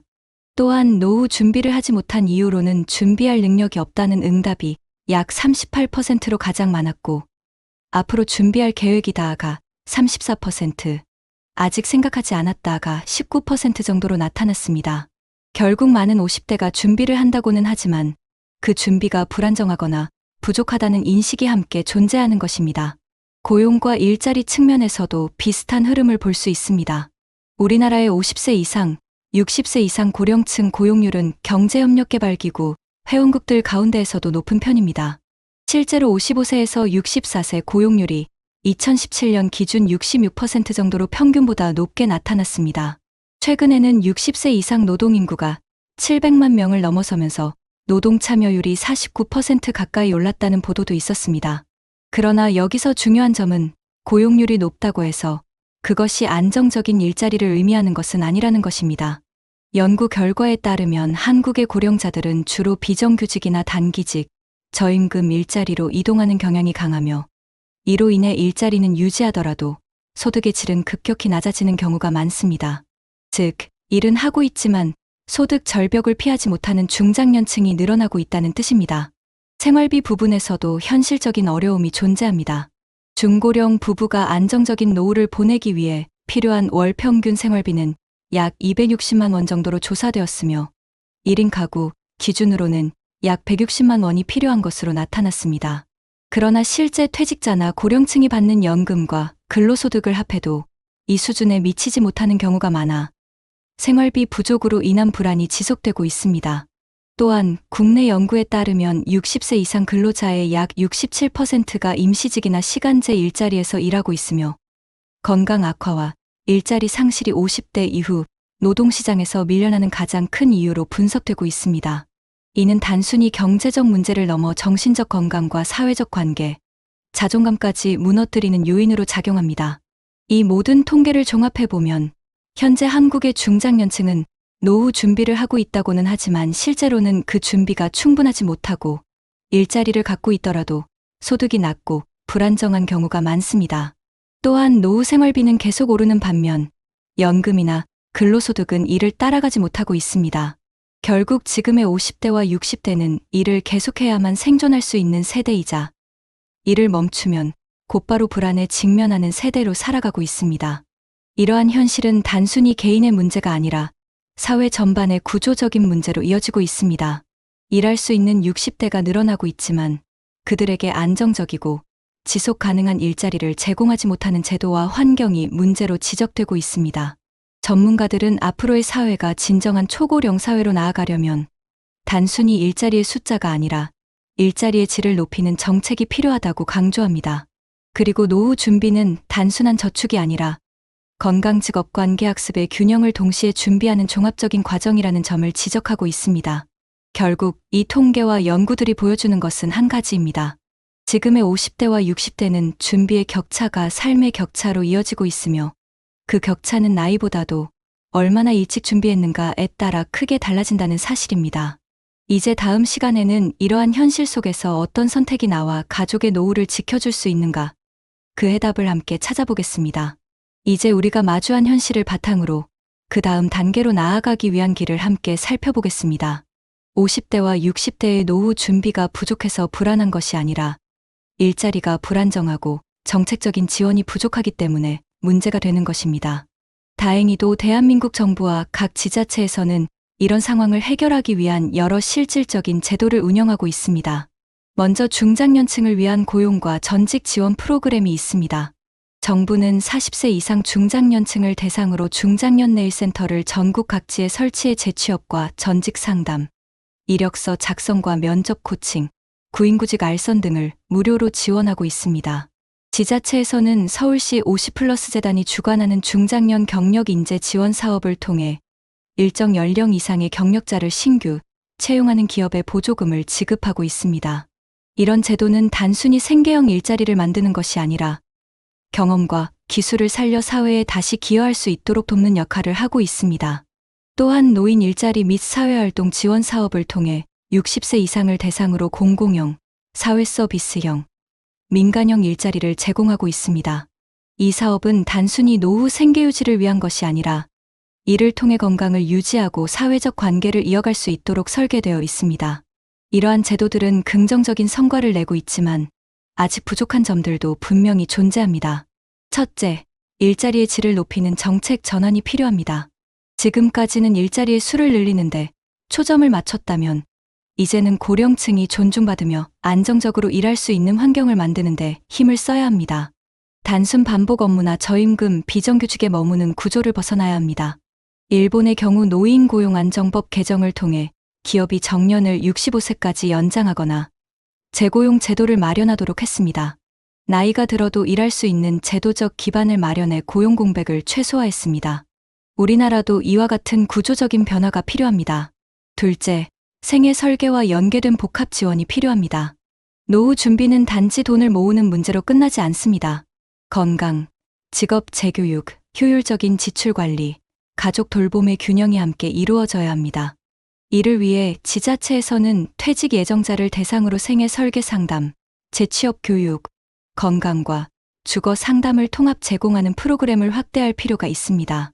서울시의 50플러스 포털에서는 40대에서 60대 시민이 자신의 삶을 다시 설계할 수 있도록 직업 전환, 사회공헌형 일자리, 인턴십 등을 지원하고 있습니다. 이런 지원은 인생의 후반부를 준비하는데 매우 실질적인 도움이 됩니다. 셋째, 지역사회와 연계한 맞춤형 일자리 창출이 중요합니다. 각 지자체가 지역의 산업과 인구 구조를 고려해 중장년층을 위한 일자리를 기획한다면 더 큰 효과를 얻을 수 있습니다. 지역사회 봉사활동, 멘토링, 사회적 기업 참여 같은 형태의 일자리는 개인에게 경제적 소득뿐 아니라 사회적 의미와 자존감을 함께 제공합니다. 이런 활동은 건강과 정신적 만족도를 높이고 가족과의 관계 회복에도 긍정적인 영향을 줍니다. 마지막으로 가족과 사회의 인식 변화가 필요합니다. 중장년층이 다시 일하는 모습을 부정적으로 바라보는 시선을 거두고 새로운 도전으로 인정해주는 사회 분위기가 자리 잡아야 합니다. 앞서 소개한 사례에서도 보았듯이 일하는 60대와 멈춘 60대의 차이는 단순한 직업 유무가 아니라 태도와 준비의 문제였습니다. 정부와 지자체가 정책을 만들었다면 이제 개인과 가족이 그것을 적극적으로 활용해야 합니다. 지금이 바로 기회입니다. 우리 사회는 초고령 사회로 빠르게 나아가고 있습니다. 정부와 지자체가 마련한 일자리 지원 제도, 재취업 프로그램, 생애 설계 서비스, 지역사회 활동 기회는 이미 우리 곁에 있습니다. 중요한 것은 그것을 알고도 실행하지 않는 것입니다. 내 삶에 맞게 제도를 찾아보고 활용하는 것이야말로 불안한 노후에서 벗어나는 첫걸음입니다. 해외에서도 비슷한 문제를 해결하기 위한 다양한 시도가 이루어지고 있습니다. 독일은 장년층을 위한 직업재훈련 프로그램을 의무화해 50세 이상 근로자들이 새 직무를 배울 수 있도록 지원하고 있고, 스웨덴은 고령 노동자가 일정 나이가 지나도 고용보험 혜택을 유지하도록 제도를 개편했습니다. 미국은 시니어 재취업 프로그램을 통해 지역사회 내 비영리기관과 연계 55세 이상에게 맞춤형 직무훈련과 사회참여 기회를 제공하고 있습니다. 이런 정책들은 단순히 일자리를 늘리는 것이 아니라 고령층이 존중받는 노동 환경을 만드는데 초점을 맞추고 있습니다. 우리나라 역시 이런 방향으로 가야 합니다. 일자리의 양이 아니라 질을 높이고 은퇴 후에도 사회 속에서 자신의 역할을 찾을 수 있는 기반을 다져야 합니다. 준비된 사람은 위기 속에서도 흔들리지 않습니다. 지금이 바로 그 준비를 시작할 때입니다. 노후를 위한 가장 확실한 대비책은 일할 수 있는 환경을 만드는 것이며, 그것이 바로 스스로를 지키는 길이 될 것입니다. 한 사람은 멈춰 섰고, 한 사람은 다시 걸었다. 한 사람은 손에 주름진 이력서를 쥐고 울었고, 한 사람은 낡은 노트를 펴며 미소 지었다. 누군가는 세상을 원망하며 등을 돌렸고, 누군가는 세상 속으로 다시 들어가 손을 내밀었다. 그 길 끝에서 두 사람은 전혀 다른 빛을 보았다. 하나는 후회였고, 하나는 평온이었다. 삶은 그렇게 우리가 멈추느냐, 다시 걷느냐에 따라 달라진다. 여러분, 오늘 우리가 만난 두 사람의 인생은 너무나도 다르지만 사실 그 출발선은 같았습니다. 둘 다 평범한 직장인이었고, 퇴직금을 손에 쥔 순간엔 똑같이 이제 좀 쉬자라고 말했습니다. 하지만 그 다음 선택이 달랐습니다. 정혜수 씨는 멈췄고, 한기현 씨는 걸었습니다. 한 사람은 일을 떠났고, 한 사람은 일을 다시 품었습니다. 한 사람은 자존심을 지키려다 삶을 잃었고, 다른 한 사람은 일의 가치를 지키며 자존감을 되찾았습니다. 그 차이는 아주 작았지만 그 결과는 인생을 갈랐습니다. 정혜수 씨의 낡은 이력서는 멈춰버린 시간이었습니다. 그 안에는 더는 필요 없는 사람이라는 상처가 묻어 있었죠. 그는 세상을 향해 이제 나를 써줄 곳이 없다고 말했지만 사실 세상이 그를 버린 게 아니라 그가 먼저 세상을 떠났던 겁니다. 반면 한기현 씨의 노트에는 한 줄 한 줄 자신의 내일을 향한 계획이 적혀 있었습니다. 그는 불안할 때마다 그 노트를 펼쳐보며 내가 여기까지 올 수 있었던 건 포기하지 않았기 때문이라고 말했습니다.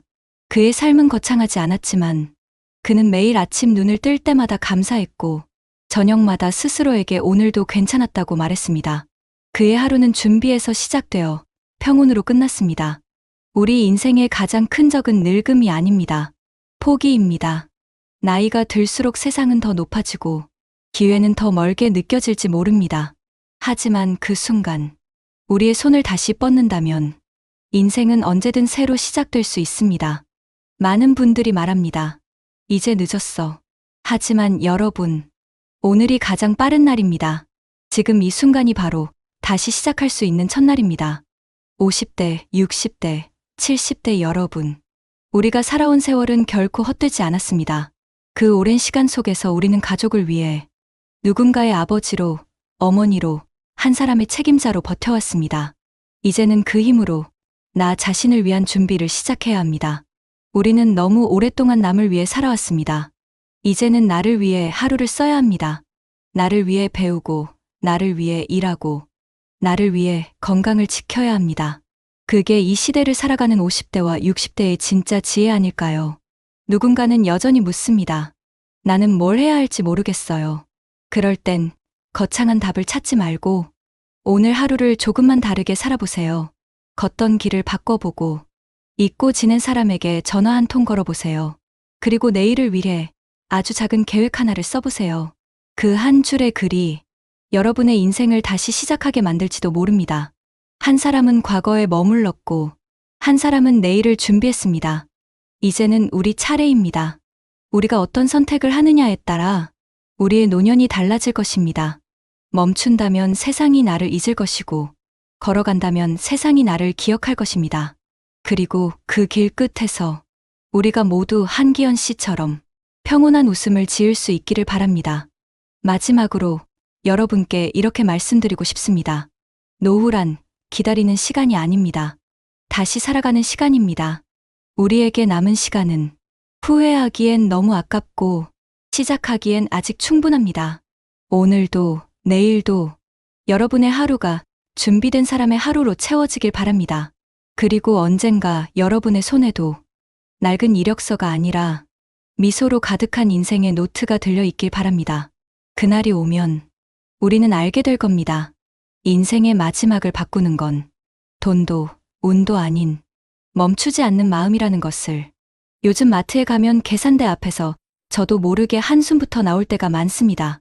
분명히 몇 개 집어들지도 않았는데 훌쩍 뛰어오른 가격표에 깜짝 놀라곤 하죠. 매일 먹는 달걀 한 판, 우유 한 통 값은 무섭게 오르는데 10년, 20년 꼬박꼬박 부었던 내 연금 액수는 어쩜 그리 그대로일까요? 얼마 전 뉴스에서 본 66세 어머님 이야기가 남의 일 같지 않아 한참을 가슴이 먹먹했습니다. 서울에서 홀로 지내시는데 한 달 80만 원으로 약값 내고 관리비 내고 나면 손에 쥐는 돈이 하나도 없다며 눈물을 보이시더군요. 혹시 나는 아직 괜찮아라고 생각하고 계신가요? 지금 이 순간에도 수많은 우리 동년배들이 그렇게 하루하루를 버티고 있습니다. 하지만 그렇게 애써 외면하고 있는 괜찮음은 예고 없이 찾아오는 병원비나 생활고 앞에서 너무나 쉽게 무너질 수 있습니다. 더 이상 돈 때문에 밤잠 설치고 자식들 눈치 보는 억울한 노후를 보내서는 안 됩니다. 오늘 제가 들려드릴 이야기는 바로 이 지긋지긋한 불안에서 벗어날 첫걸음이 될 것입니다. 제가 그 억울한 사연을 말씀드릴 테니 제발 끝까지 들어주세요. 올해 65, 서울 양천구 신월동에 사는 한도연 씨는 요즘 마트에 갈 때마다 낡은 장바구니를 꼭 챙깁니다. 손잡이는 이미해져서 실밥이 풀리고 가죽 덧댄 부분은 오래된 신발처럼 닳아 있습니다. 한때 회사 법인카드를 휘두르며 부하 직원 점심값을 계산하던 그 손이 이젠 마트에서 1,000원이라도 아끼기 위해 가격표를 눈으로 몇 번씩 훑은 손으로 바뀌었습니다. 예전엔 이런 장바구니를 들고 다니는 사람들을 보면 참 부지런하다고 생각했는데 이제 내가 이렇게 될 줄이야. 도연 씨는 늘 혼잣말처럼 중얼거리며 장바구니를 들고 천천히 계산대 앞에 선다. 달걀 한 판, 식용유 한 통, 고등어 2마리, 그리고 아내의 혈압약. 계산대 화면에 찍히는 숫자가 오를 때마다 가슴 한켠이 쿵 내려앉는다. 이게 5만 원이 넘는다고? 그는 카드 결제를 누르며 멋쩍게 웃었지만 속으론 눈물이 맺혔다. 한도연 씨는 35년 동안 경기도 시화공단의 한 중소 부품회사에서 생산관리 부장으로 일했다. 그 시절엔 성실함 하나로 인정받았고 회사도 꾸준히 성장했다. 퇴직할 때 받은 퇴직금은 1억 4천만 원. 아내 이명자 씨와 함께 이제는 우리도 좀 여유롭게 살자던 때가 불과 3년 전이었다. 퇴직 후엔 작은 치킨집을 열었다. 퇴직금의 절반인 7천만 원을 투자했고 나머지는 노후 자금으로 남겨뒀다. 하지만 그 선택이 인생의 전환점이 될 줄은 몰랐다. 코로나 이후 물가가 오르고 배달앱 수수료가 치솟았다. 닭 한 마리 값이 오르자 손님은 줄었다. 한 달, 2달 적자가 이어졌고 결국 폐업을 결심했다. 남은 건 마이너스 1,800만 원의 카드빚과 다시 뭐라도 해야 하지 않겠느냐는 아내의 한숨뿐이었다. 퇴직 후 3년, 도연 씨의 수입은 국민연금 월 68만 원이 전부다. 아내 명자 씨는 15년간 학원 청소 일을 했지만 국민연금 가입 기간이 짧아 월 20만 원도 채 받지 못한다. 둘이 합쳐 88만 원. 집은 있지만 관리비와 공과금만 해도 매달 30만 원이 훌쩍 넘는다. 전기요금, 수도세, 보험료, 그리고 아내의 약값. 남는 돈은 40만 원 남짓. 그 돈으로는 식비도 감당이 안 된다. 그는 계산기를 두드리며 한숨을 쉬었다. 이 정도면 나쁘지 않네. 스스로 위로해보지만 냉장고에 들어있는 건 달걀 몇 개와 김치 한 통뿐이었다. 아내는 그런 남편을 보며 아무 말도 하지 않았다. 그 대신 장을 보러 나갈 때마다 낡은 장바구니에 달걀 대신 두부를, 사과 대신 배추를 담았다. 한때 백화점 식품관에서 장을 보던 그 손이 이제는 전단지 쿠폰을 오려 가게를 고르는 손이 되었다. 지난 봄, 도연 씨는 허리 통증으로 병원을 찾았다. MRI 촬영비만 18만 원이었다. 보험에서 일부 나왔지만 약값과 치료비로 결국 한 달에 25만 원이 빠져나갔다. 그 달엔 전기요금을 늦게 냈다. 이러다 우리도 뉴스에 나오는 사람들처럼 되는 거 아냐? 아내 명자 씨가 조용히 물었을 때 도연 씨는 아무 대답도 하지 못했다. 그저 벽에 걸린 가족 사진을 한참 바라보았다. 그 속에는 20대 아들 한성우가 있었다. 아들은 수도권에서 취업 준비 중이었다. 도연 씨는 아들이 걱정할까봐 우리 괜찮다는 말만 반복했다. 하지만 현실은 괜찮지 않았다. 아내는 허리 아파도 병원 대신 파스를 붙였고 도연 씨는 식사량을 줄였다. 점심은 라면, 저녁은 밥에 김치, 그리고 가끔 멸치볶음. 밥 먹고 싶을 때 밥을 먹는 게 이렇게 어려운 일일 줄 몰랐어요. 그는 기자 인터뷰처럼 혼잣말을 중얼거렸다. 며칠 전엔 마트에서 장을 보다가 우연히 마주친 이웃이 물었다. 부장님, 요즘도 골프 다니세요? 그는 잠시 멈칫했다가 어색하게 웃었다. 요즘은 몸이 안 좋아서요. 하지만 진짜 이유는 따로 있었다. 골프장 그린피 한 번이면 아내가 한 달치 약값을 살 수 있었기 때문이다. 그날 밤, 도연 씨는 낡은 장바구니를 꺼내 방 한켠에 놓았다. 손잡이에 묻은 얼룩을 닦아내며 잠시 멍하니 앉아 있었다. 그 장바구니 속에는 지난 세월의 무게가 들어 있었다. 35년 동안 일하며 쌓은 자부심, 퇴직 후 단 한 번의 선택으로 무너진 노후의 꿈, 그리고 매달 부족한 50만 원을 채우기 위해 내일 무엇을 아껴야 할지 계산하는 습관까지. 그는 잠이 오지 않았다. 휴대폰으로 노후 생활비라는 단어를 검색했다. 검색창에 뜬 기사 제목은 충격적이었다. 65세 이상 평균 생활비 178만 원. 연금으로는 절반도 못 채워. 기사 속 수치는 자신의 현실과 정확히 맞아떨어졌다. 178만 원이라 우린 지금 100만 원도 못 쓰는데. 그는 스스로를 다독이듯 말했지만 마음속 깊은 곳에서 불안이 꿈틀거렸다.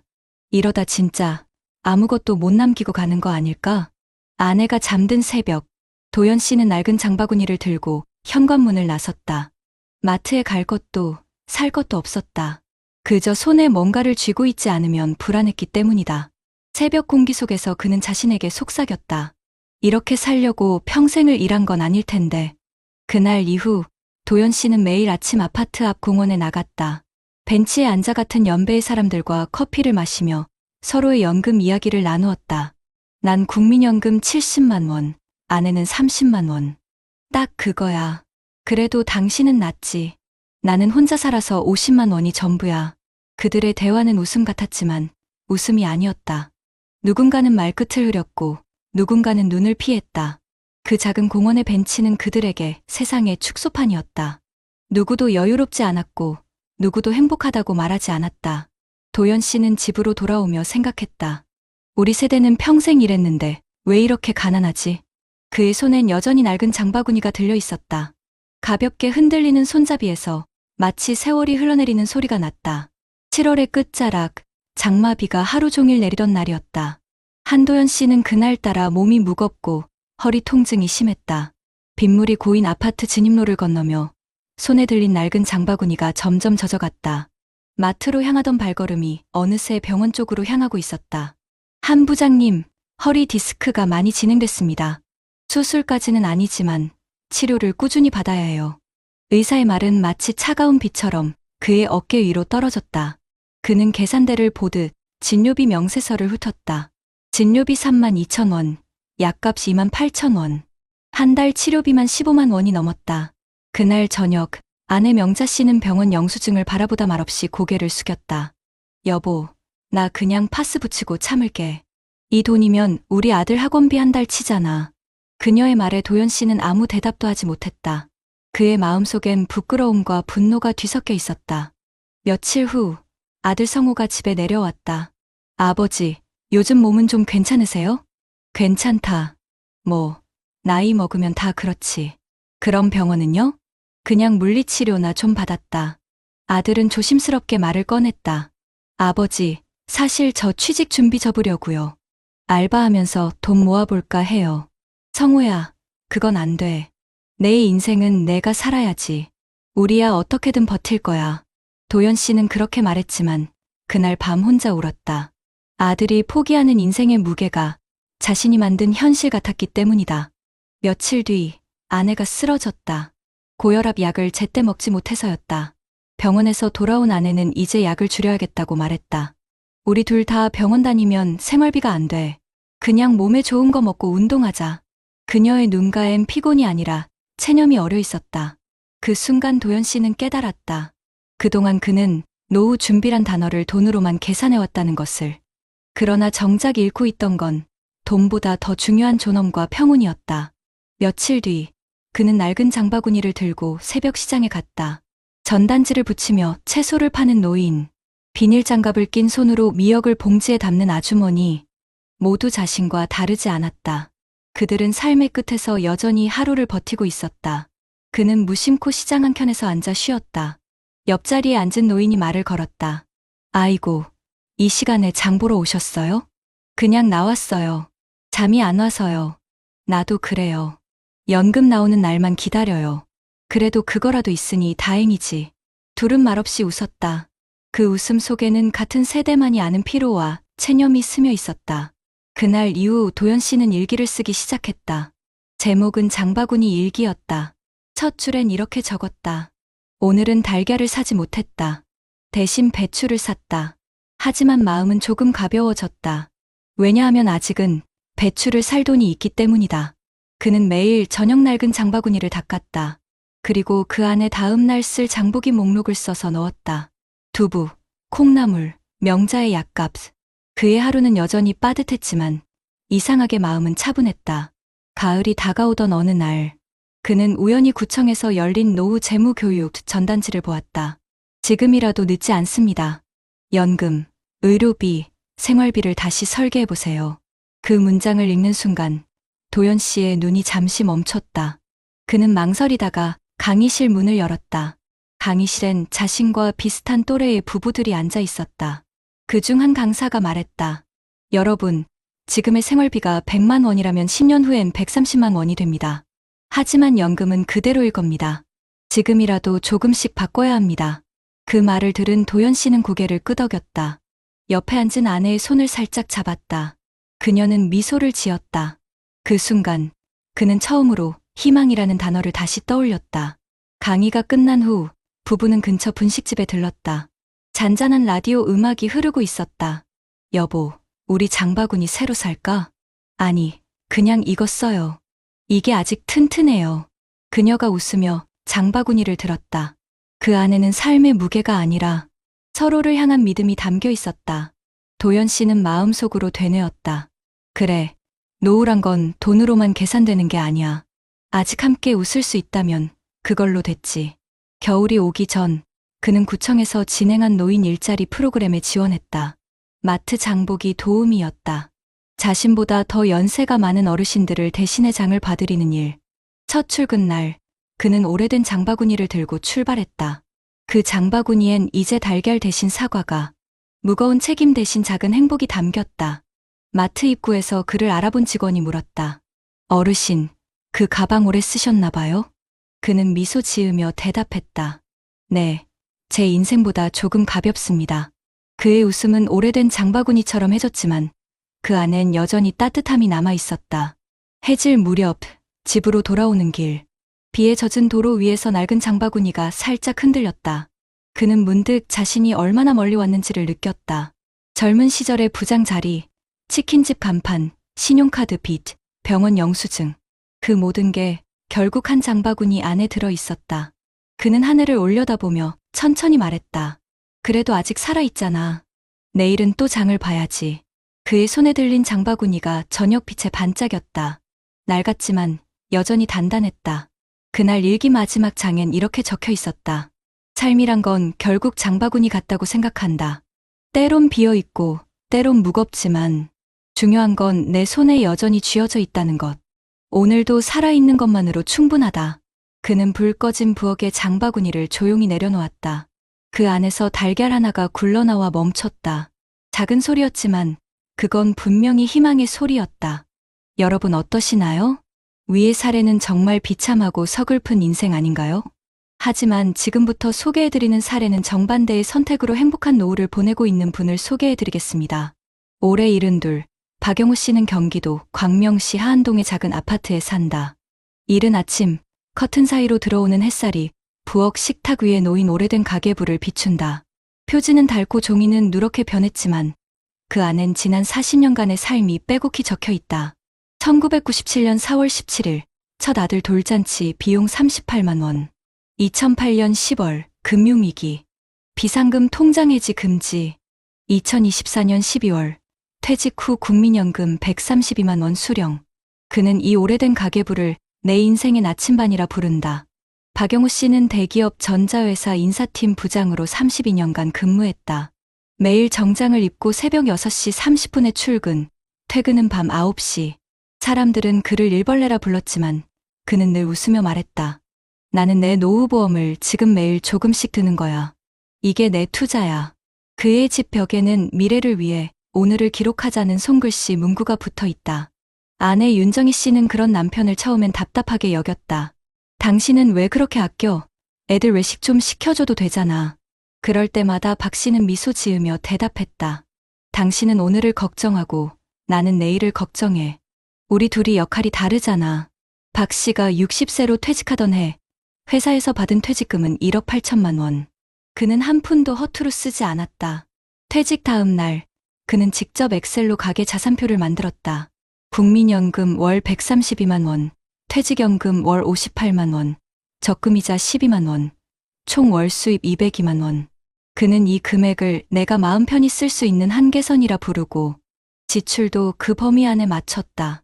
아내 윤정희 씨는 처음엔 불만이 많았다. 이제 좀 즐기면서 살아야지. 여행도 가고 맛집도 다녀야지. 박 씨는 고개를 저었다. 조금만 기다려. 지금 물가가 너무 불안정하잖아. 우리 세대는 지금 쓰는 10만 원이 10년 뒤엔 20만 원의 부담이 될 수도 있어. 2025년 봄, 주변 친구들이 은퇴 후 창업에 뛰어드는 걸 보며 아내는 또다시 말했다. 여보, 당신도 뭐라도 해야 하지 않겠어? 최소한 커피숍이라도 하면 노후가 덜 무료하지 않겠어? 하지만 박 씨는 고개를 저었다. 커피숍은 5년 안에 70%가 문 닫아. 난 대신 지출을 줄이는 일을 할 거야. 그는 은퇴 후 매일 아침 지출 점검 노트를 썼다. 4월 13일 전기요금 자동이체 금액 12만 4천 원. 다음 달부터 에어컨 필터 세척 주기 늘릴 것. 그의 노트는 기업 보고서처럼 꼼꼼했다. 그러던 어느 날 오랜 친구 최성우가 찾아왔다. 야, 영호야. 나 이번에 상가 투자 들어갔다. 퇴직금으로만 하는 게 아까워서 말이지. 월세 200만 원 들어온대. 박 씨는 미소 지으며 커피를 내줬다. 성우야, 너라면 잘하겠지만 혹시 공실 나면 어떻게 하려고? 야, 서울 근처인데 공실이 어딨어. 그 대화는 그날로 끝났지만 1년 뒤 그 친구는 상가 공실로 대출이자에 허덕였다. 그 일을 겪고 난 후 박 씨는 자신이 틀리지 않았다는 걸 확신했다. 그는 버는 것보다 지키는 게 중요하다는 걸 오래전부터 알고 있었다. 물론 갈등이 없었던 건 아니다. 퇴직 2년 차 아내 윤정희 씨는 우울감에 시달렸다. 당신은 계획적인데 나는 그냥 공허해. 이렇게 아껴서 뭐 하겠어. 여행도 못 가고 친구들도 안 만나고. 박 씨는 한참을 듣다가 조용히 말했다. 여보, 우리 아들이 결혼할 때 5천만 원 보태주기로 했잖아. 그 약속은 지켜야지. 그리고 지금 아끼는 건 미래의 자유를 사는 거야. 그날 밤 그는 가계부를 꺼내 아내에게 보여줬다. 그 안엔 매달 10만 원씩 부부 여행 적금이라는 항목이 있었다. 1년 후에 이걸로 제주도 가자. 나는 지금을 참는 게 아니라 더 좋은 시간을 준비하는 거야. 아내는 눈시울이 붉어졌다. 이듬해 여름, 그들은 진짜로 제주도로 떠났다. 숙소는 비싸지 않았지만 둘만의 여행이었다. 여보, 당신 말이 맞았어. 돈을 안 쓰자는 게 아니라 밥솥이 있는데 쓰자는 거였네. 그녀의 말에 박 씨는 미소 지었다. 이게 내가 말하던 진짜 노후야. 비싼 곳에 가는 게 아니라 걱정 없이 웃을 수 있는 거. 하지만 삶은 언제나 예기치 못한 시험을 내린다. 2025년 초 갑작스러운 의료비 폭등과 공공요금 인상이 이어졌다. 뉴스에서는 65세 이상 노년층의 평균 월 생활비가 178만 원. 연금으로는 절반도 못 채운다고 보도됐다. 박 씨는 뉴스 화면을 보며 깊은 한숨을 내쉬었다. 이제 나도 긴장해야겠구나. 그는 즉시 가계부를 펼쳐 비상생활비 항목을 늘렸다. 기존 월 20만 원, 30만 원. 그는 연금 외에도 남은 예금에서 매달 10만 원씩 생활안정보조금 통장으로 옮기기 시작했다. 아내는 또 물었다. 이제 와서 그렇게 바꿔서 뭐해? 그는 대답했다. 이제라도 바꾸면 늦지 않지. 늦은 준비보다 무서운 건 준비를 안 하는 거야. 그의 말은 담담했지만 단단했다. 그날 이후 부부는 매달 한 번씩 지출 점검 회의를 열었다. 식비 40만 원 유지, 외식주 1회, 의료비 비상금 확보. 두 사람은 서로의 통장 내역을 함께 보며 웃었다. 이제 당신이 재무부 장관이고 나는 경제부총리야. 그럼 나라가 망할 일은 없겠네. 그들의 노후는 그렇게 함께 꾸려가는 또 하나의 작은 나라가 되어가고 있었다. 그해 가을, 서울의 하늘은 유난히 높고 파랬다. 박영우 씨는 거실 창가에 앉아 가계부를 펼쳤다. 잉크 자국이 번진 오래된 페이지 위에는 1990년대부터 이어진 숫자들이 줄을 지어 있었다. 그는 한 장, 또 한 장 넘기며 작은 웃음을 지었다. 이게 내 인생이구나. 그의 아내 윤정희 씨가 커피를 내오며 물었다. 그 노트는 이제 좀 그만 봐도 되지 않아? 아니, 아직 이게 나를 움직이게 해. 이 안에는 돈보다 더 중요한 게 있거든. 우리가 어떻게 살아왔는지가 다 적혀 있잖아. 윤정희 씨는 남편의 손끝을 바라보았다. 구겨진 종이 위에 남은 손때와 잉크 냄새. 그건 단순한 숫자가 아니라 이 부부가 지나온 세월의 흔적이었다. 그러던 어느 날 아들 박민재가 부모를 찾아왔다. 아버지, 어머니, 이번에 결혼 날짜 잡았어요. 순간 부부의 눈가가 붉어졌다. 그래? 축하한다, 우리 아들. 근데 결혼 자금이 좀 빠듯해서요. 전세 보증금이 모자라요. 윤정희 씨는 잠시 망설이다가 남편을 바라봤다. 그는 말없이 가계부를 꺼내 한 장을 펼쳤다. 자녀 결혼 지원금 5천만 원 적립 완료. 아들은 놀란 듯 눈을 크게 떴다. 아버지, 이게 뭐예요? 너 결혼하면 도와주려고 10년 전부터 준비한 돈이다. 그때는 이날이 멀게만 느껴졌는데 이제 왔구나. 그날 밤 아들은 부모에게 고개 숙여 인사했다.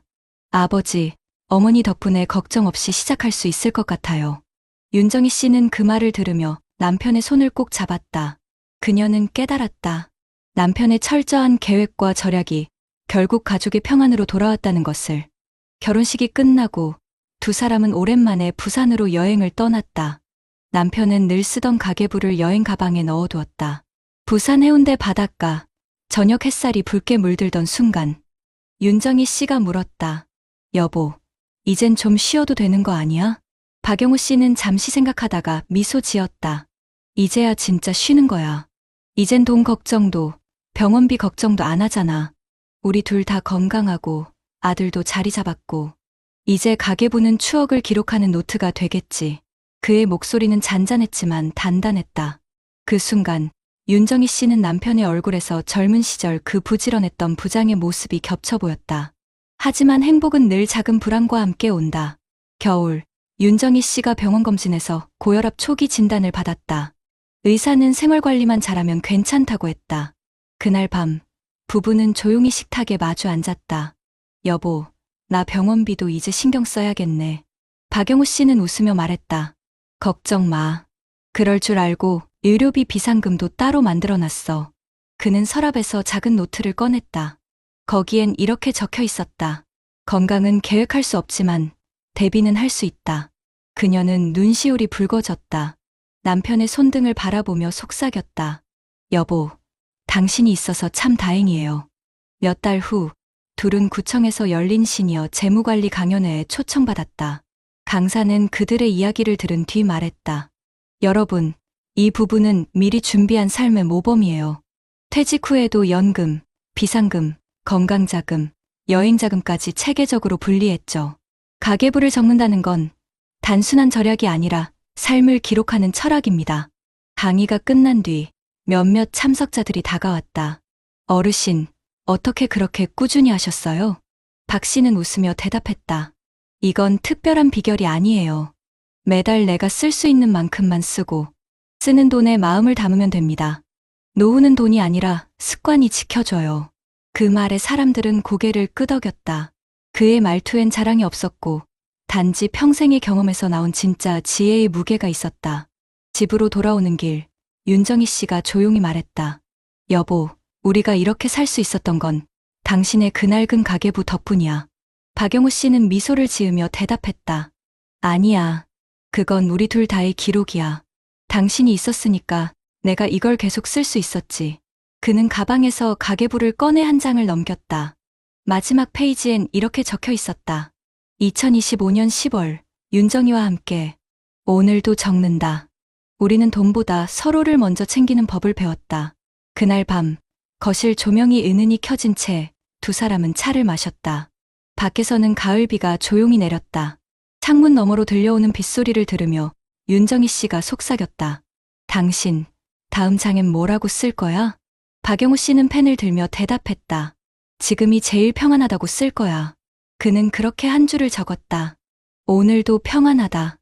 노후는 돈으로 사는 게 아니라 준비와 마음으로 쌓는 것이다. 그 문장을 쓰고 펜을 내려놓는 순간 그의 얼굴엔 세월이 아닌 평온의 미소가 번졌다. 그의 손 아래 놓인 오래된 가계부는 낡았지만 한 사람의 인생을 지켜온 단단한 방패였다. 다음 날 아침 그는 습관처럼 가계부를 덮으며 말했다. 오늘도 살만하다. 아내는 커피를 내오며 미소 지었다. 그들의 노후는 화려하지 않았다.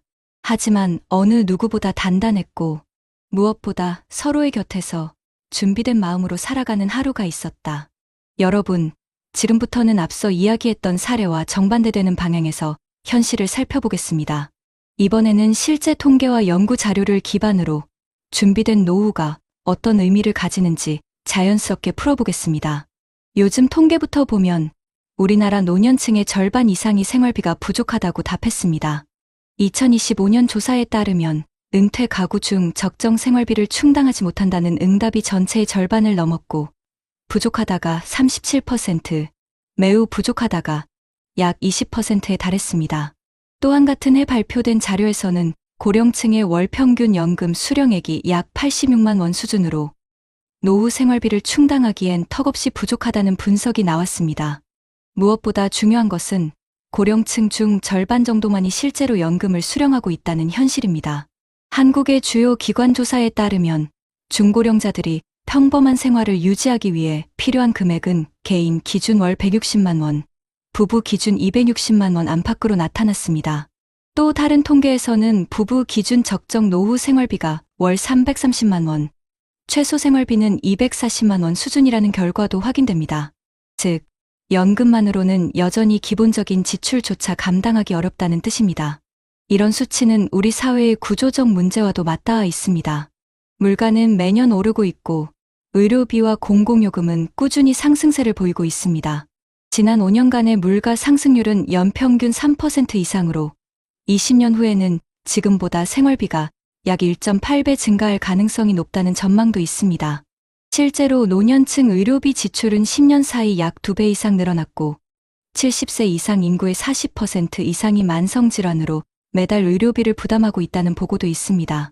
해외의 연구 결과도 크게 다르지 않습니다. 전 세계적으로 연금 격차가 빠르게 커지고 있으며 많은 선진국이 공적 연금만으로는 노후 생활을 유지하기 어렵다는 공통된 문제를 안고 있습니다. 특히 고령화가 빠르게 진행되는 나라일수록 노동 인구가 줄고 연금 수급자가 늘어나면서 제도 자체의 부담이 커지고 있습니다. 일부 연구에서는 앞으로 25년 안에 세계 주요국의 연금 적자 규모가 지금보다 수십 배 이상 커질 것이라는 경고도 나왔습니다. 이러한 통계들은 결국 한 가지 사실을 보여줍니다. 노후의 행복은 소득이 아닌 준비에서 나온다는 것입니다. 한도연 씨처럼 미리 대비하지 못한 이들은 이 숫자 속에 포함되어 있습니다. 반면 박영우 씨처럼 오랜 기간 체계적으로 계획하고 연금과 지출을 균형 있게 관리한 사람들은 이 통계의 위험선 밖에 서 있는 사람들입니다. 결국 이 수치들은 단순한 숫자가 아니라 미리 준비한 사람과 그렇지 못한 사람의 인생을 갈라놓는 경계선입니다. 노후의 안정은 갑자기 찾아오는 행운이 아니라 꾸준히 쌓아온 습관과 계획의 결과라는 사실을 통계는 조용히 말해주고 있습니다. 이 데이터를 보면 한 가지는 분명합니다. 노후를 지탱하는 힘은 돈보다 준비의 태도입니다. 여러분, 이제부터는 막연한 절망이 아니라 현실 속에서 이미 움직이고 있는 정책들과 성공의 씨앗을 같이 살펴보겠습니다. 한도연 씨처럼 준비 못하고 후회하는 삶도 있고 박영우 씨처럼 대비해 평온을 얻는 삶도 있듯이 우리가 지금 선택할 수 있는 제도적 지원과 해외 모델들을 통해 해결의 실마리를 잡아보려 합니다. 먼저 대한민국 정부와 지자체 차원의 움직임부터 살펴볼게요. 현재 보건복지부는 노후준비지원법에 따라 광역 및 기초자치단체까지 노후준비지원 전달체계 확대를 추진 중입니다.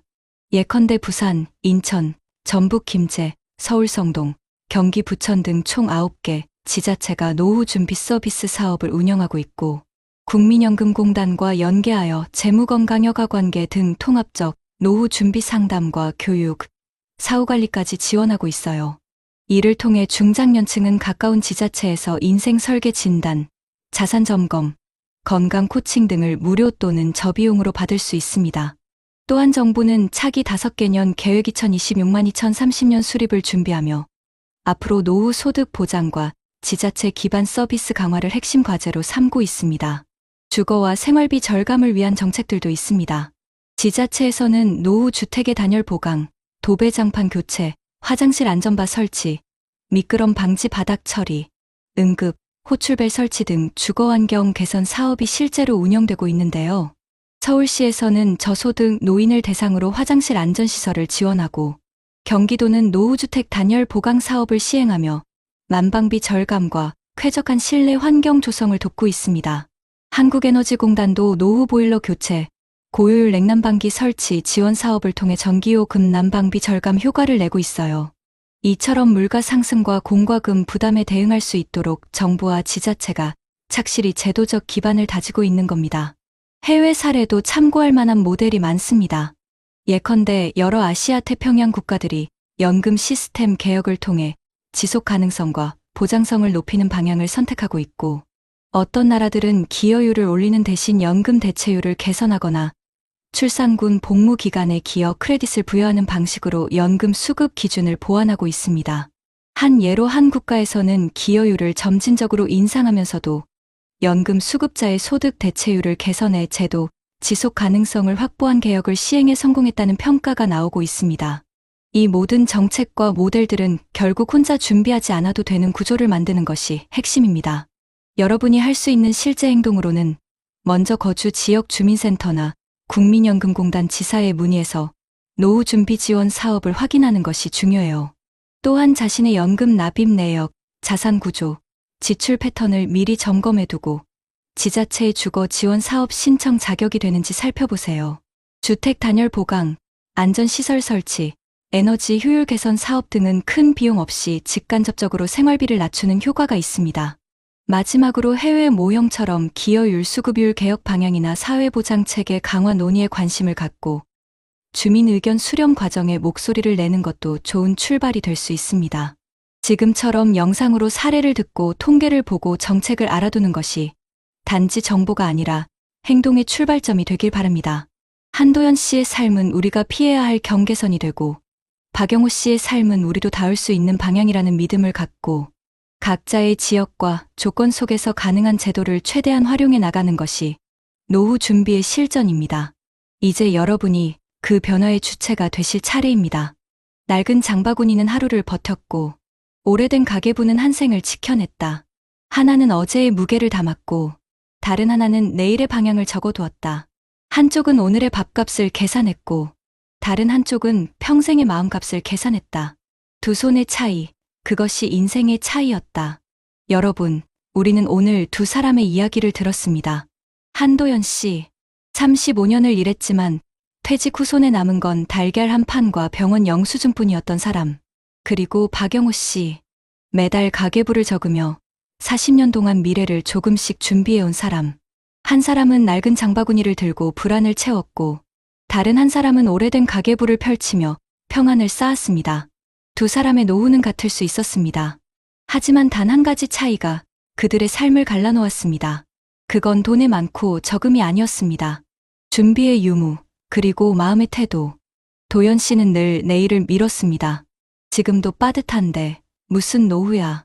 그 말 한마디가 그의 인생을 가난하게 만들었습니다. 반면 영호 씨는 이렇게 말했죠. 지금의 10만 원은 내일의 자유 한 조각이다. 그 말 한마디가 그의 노후를 지켜줬습니다. 여러분, 우리는 모두 그 두 사람 사이 어딘가에 서 있습니다. 오늘도 마트 계산대 앞에서 한숨을 쉬고 전기요금 고지서를 펴보며 다음 달엔 조금 줄여야겠다 중얼거리는 우리들. 하지만 아직 늦지 않았습니다. 삶이란 건 언제라도 다시 계산할 수 있는 장부니까요. 가계부는 비어 있어도 마음만큼은 다시 채울 수 있습니다. 노후는 단 한 번의 투자로 완성되지 않습니다. 매달의 습관, 매일의 선택이 쌓여 만들어집니다. 오늘 조금 덜 쓰는 용기, 내일을 위해 한 걸음 미리 움직이는 마음, 그것이 결국 우리 삶의 안전망이 됩니다. 여러분, 우리가 진짜 부자가 되는 순간은 언제일까요? 은행 잔고가 늘어날 때가 아니라 내가 가진 것에 감사할 줄 알게 될 때입니다. 그리고 내 옆에 있는 사람을 위해 내 하루를 계획할 때입니다. 도연 씨의 낡은 장바구니는 끝내 가벼워졌지만 그의 눈빛엔 슬픔이 남았습니다. 반면 박영호 씨의 가계부는 무겁고 낡았지만 그 안에는 사랑과 평화가 채워져 있었습니다. 노후의 차이는 결국 돈의 크기가 아니라 준비의 깊이입니다. 이제는 우리도 결심해야 할 때입니다. 내가 벌 만큼만 쓰겠다가 아니라 내가 살아갈 만큼 남기겠다는 다짐으로 바꿔야 합니다. 오늘 이 영상을 본 여러분이 가계부를 펼치고 지출을 적고 연금 내역을 확인하는 그 작은 행동이 당신의 인생을 바꾸는 첫걸음이 될 것입니다. 행복한 노후는 멀리 있지 않습니다. 당신이 아침에 마시는 커피 한 잔의 여유 속에도, 내일을 위해 잠시 멈춰 생각하는 그 순간 속에도 있습니다. 나는 괜찮다고 말하기 전에 이제부터는 괜찮아질 거야 라고 스스로에게 약속해보세요. 그 약속 하나가 당신의 남은 인생을 지켜줄 겁니다. 끝으로 이렇게 한 줄 남기고 싶습니다. 노후란 하루의 끝에서 자신을 안아주는 시간이다. 돈이 우리를 지켜주는 게 아니라 우리가 돈을 다루는 마음이 우리를 지켜준다.